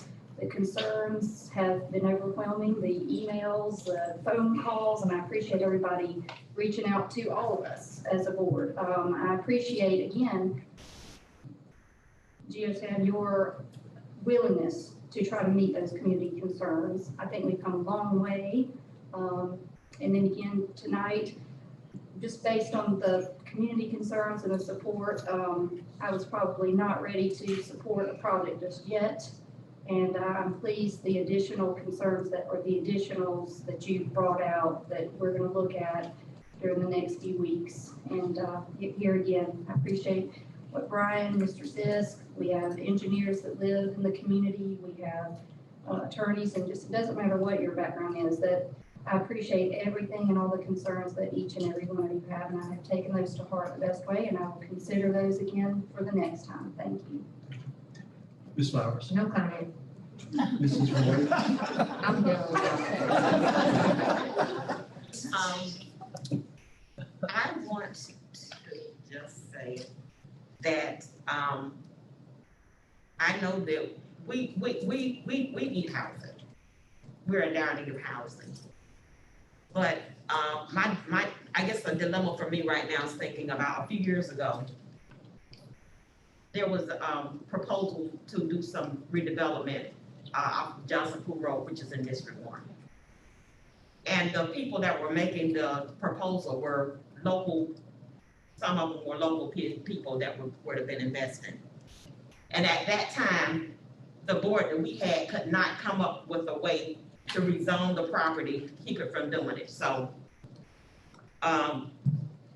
we didn't deny the property from being built.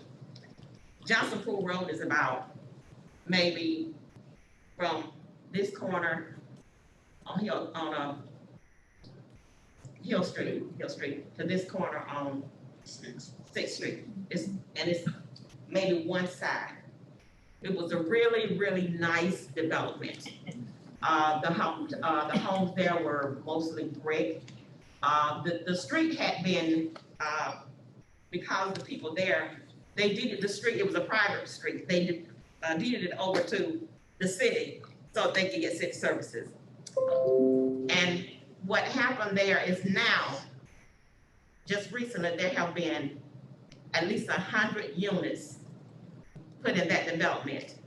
There were no conditions for any other exiting streets.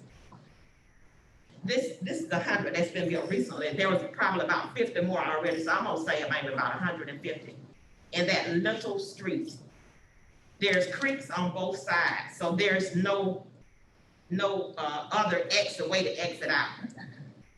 In the last month or so, I've gotten a call where there was a shooting and the residents that were locked in. There was no way in and there was no way out.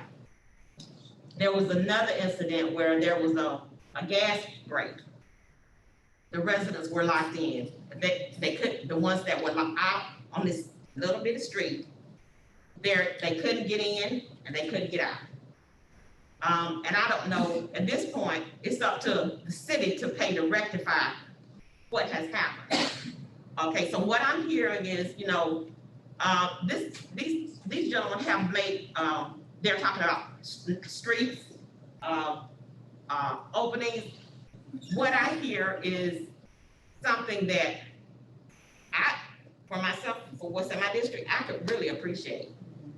And there is a need. And I just hope that when this decision is made, that we will all be conscious of the fact that what they're offering will not only help the residents in that area, but like Mr. Court said, citywide, because there is a need. And because of how we allowed the north side to be developed, we're kind of locked in. There will not hardly be any quality development on the north side. Mr. Tenson. I think everybody here knows that property is going to be developed one way or the other. We just want to make sure we get the best bang for our buck. And I think getting a site plan from Mr. Brooks, Joey Scanlon, I guess, could help us a lot to make a proper decision. Decision's right for our community. Some reason I got a strange feeling that I'll see a lot of you folks back on the 24th of August. And we're glad to have you here because you can ask my fellow commissioners and our mayor. There's a lot of times there's nobody here but us and staff. So, yeah, that's true. Yeah, that's all. See you on the 24th. Mr. Brown. Patrick, stay with us, buddy. We're gonna work at it. And I think you made a statement to me at a meeting a couple of weeks ago that you are also already looking at maybe a project on the north side of the track, so to speak. Yes, sir. In Spalding County. In District 1. This district. Part of it is in the city here, part of it is in Spalding. Don't give up on us. We work on this. Thank you for being here. Give us a little bit more time to get it together. I think we'll get things done. First, I'd like to thank everyone that came out tonight for the respect. This round, for the last several months, has been a lot more pleasant than other controversial issues. So first, I want to thank each of y'all for being respectful to each of the members of the board. Today, we had a special guest coming, Griffin Insurance and Safety Fire Commissioner John F. King, and he was the commander of the National Guard unit here in Griffin back in the 80s, and he just complimented how far we've come along in our community in terms of downtown and just the redevelopment. So someone that's on the state level constitutional office was here in Griffin and took notice of what we're doing. It's very appreciative.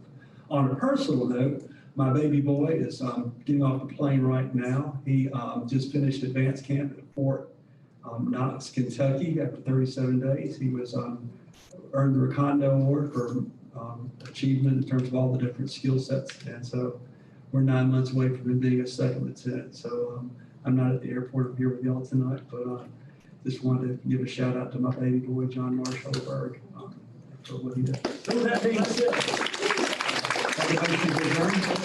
Mr. Tinsley, second by Mr. Brock, all in favor, please vote. Leave.